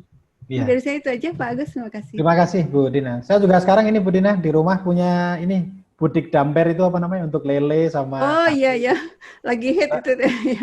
Udah panen saya itu. Iya. Udah punya itu. Terus kemudian keren. Kemarin karena ini kan punya sawah, kita nggak garap, itu kita isi pisang. Saya punya 140 pohon pisang kita tanam. Gitu. Tapi nyuruh orang. Nanti Pak Agus jadi dosen tamu ya. Nah, jadi dosen tamu praktisi nanti ya. Cuma 4 ember, Bu. Oke. Ini masih ada waktu ya sebentar untuk Mbak Yamin, dan nanti kita tutup Mas Ali ya. Ini kan anak muda, saya kira collective action tadi, saya kira nanti siapa tahu kita bisa bikin gerakan kolektif apa, silakan Mas Ari pikirkan ya, entah nanti kita ketemu di dunia maya lagi dan sebagainya. Mungkin Pak Yamin dulu komentari mengenai kepemimpinan global. Oke, terima kasih Pak Agus. Ini bicara tentang kepemimpinan global ya, saya jadi ingat diskusi dengan Pak Muhtar Masud, Prof. Muhtar Masud di UGM ya. Dulu kan ketika ramai orang berbicara bahwa ketika abad 21 ya, orang mengatakan bahwa dunia akan terkoneksi dengan begitu hebat, globalisasi akan semakin cepat dan semakin masif, maka peran negara akan semakin melemah. Di saat itu Prof. Muchtar malah berbicara sebaliknya. Perspektif beliau malah, saya tidak melihat negara itu semakin lemah. Justru saya akan melihat negara akan semakin kuat dengan hadirnya globalisasi. Dan hari ini terbukti bagaimana COVID-19 ini menunjukkan bahwa sekarang negara justru sangat powerful. Peran negara justru sangat kuat. Hilang semua prediksi-prediksi bagaimana kemudian dunia menjadi unite gitu ya, menjadi satu, menjadi universal dan segala macam, itu menjadi hilang pandangan-pandangan itu sekarang. Ketika justru beberapa berita mengatakan bahwa negara yang kuat itu justru kecenderungannya adalah menghasilkan otoritarianisme sekarang malah kan, karena di mana banyak negara justru atas nama kesehatan tadi menghalalkan berbagai macam cara termasuk pengekangan demokrasi gitu ya. Nah, berbicara tentang konteks ini, maka saya tidak mau terjebak pada pernyataan konspiratif Amerika dan Cina, siapa yang mulai virus duluan. Tapi yang ingin saya katakan di sini bahwa pendekatan kedua negara ini berbeda, itu aja. Pendekatan Cina dengan pendekatan Amerika dalam konteks penanganan pandemi dan menghadapi perang dagang ini memang berbeda dari awal. Perang dagang hadir sebelum pandemi. Nah, kalau kita bicara konspirasi akan panjang. Bisa jadi apakah kemudian ini adalah balasannya Amerika terhadap dalam tanda kutip kekalahan perang dagangnya, ya wallahu alam. Tapi yang ingin saya sampaikan bahwa ketika Amerika menggunakan pendekatan konflik terhadap Cina, ya itu cara mereka dan itu sudah menjadi mafhumnya Partai Republik gitu ya.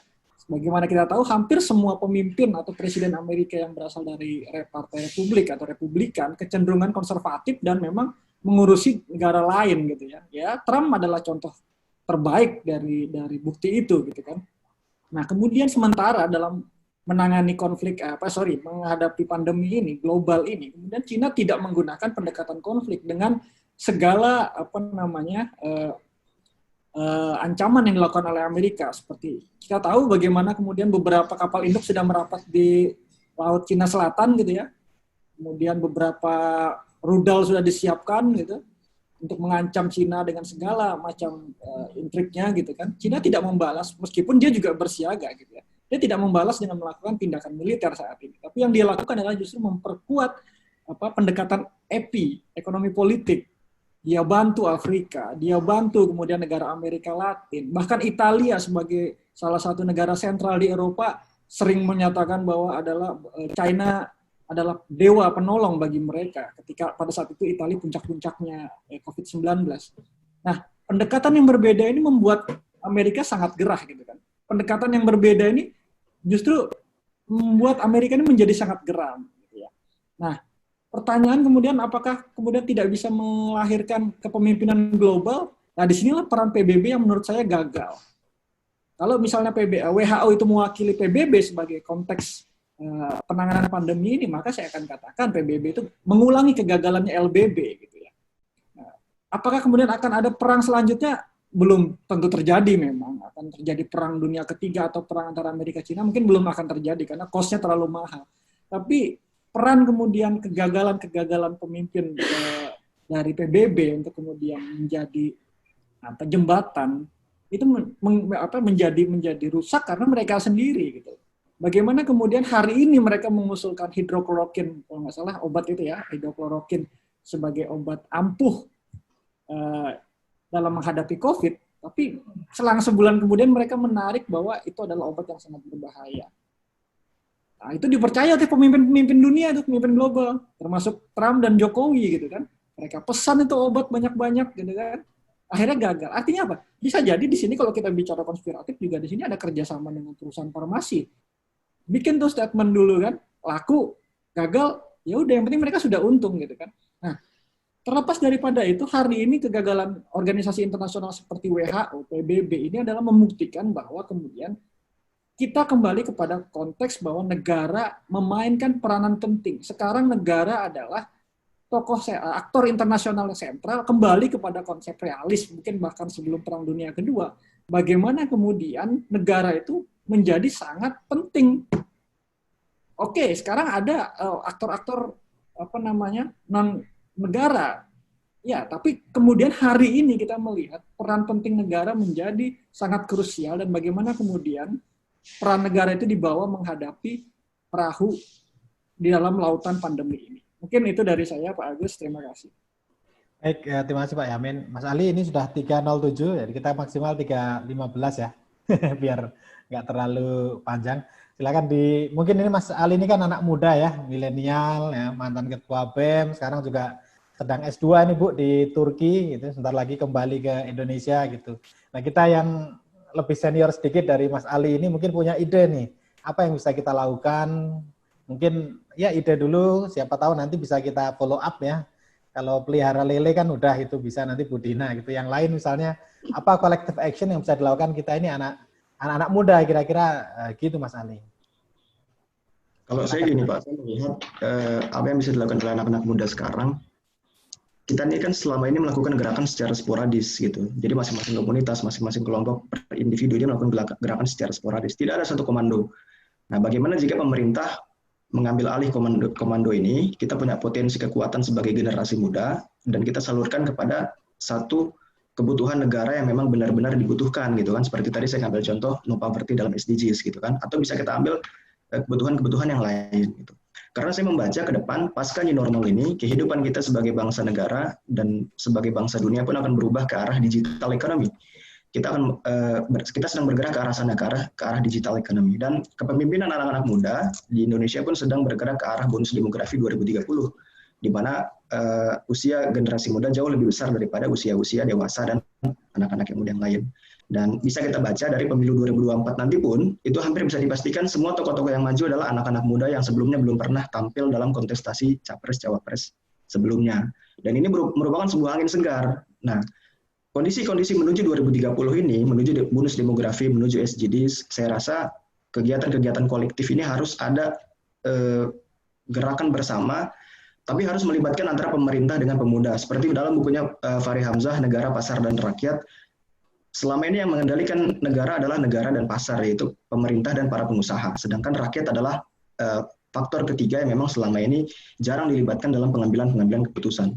Nah, menjelang bonus demografi, ajaklah anak-anak muda ini untuk melakukan kajian, riset, atau memang penemuan-penemuan teknologi baru, karena saya rasa masa depan adalah milik anak-anak muda yang memang hari ini sedang melakukan revolusi dan inovasi.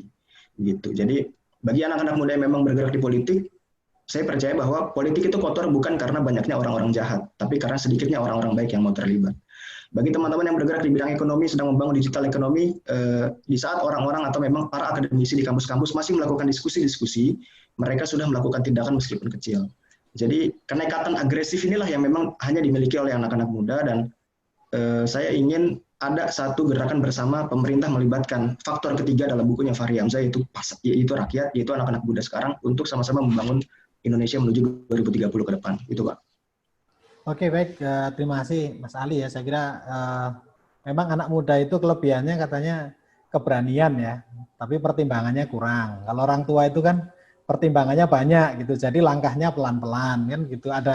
Sebenarnya kalau tadi bisa bersatu anak muda dan orang tua itu bagus ya. Cuma ini kita tantangan besar nih, bagaimana orang tua pikiran anak muda kan gitu. Orang tua itu beda dengan anak muda gitu, dan sebagainya. Jadi saya kira ide-ide dari Mas Ali dan dari teman-teman semua itu nanti bisa kita mungkin di lingkungan kecil, lingkungan kita masing-masing bisa kita aplikasikan.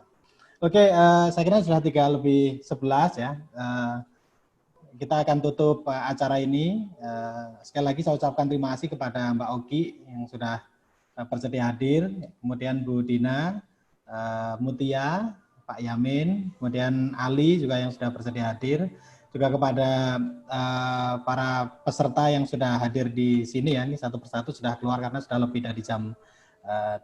Tapi tadi kita lihat banyak juga yang hadir untuk dalam diskusi hari ini. Kita berharap nanti diskusi yang lain bisa kita buat lagi ya untuk berkaitan dengan action tadi. Siapa tahu nanti yang Mutia tadi saya kira menarik ya Mbak Oki ya, berkaitan dengan energi terbarukan itu saya kira menarik, hampir sama dengan yang tadi saya dan Mbak Oki diskusikan di awal gitu, dan Bu Dina juga tadi nanti kita bisa kolaborasi di kegiatan-kegiatan lain.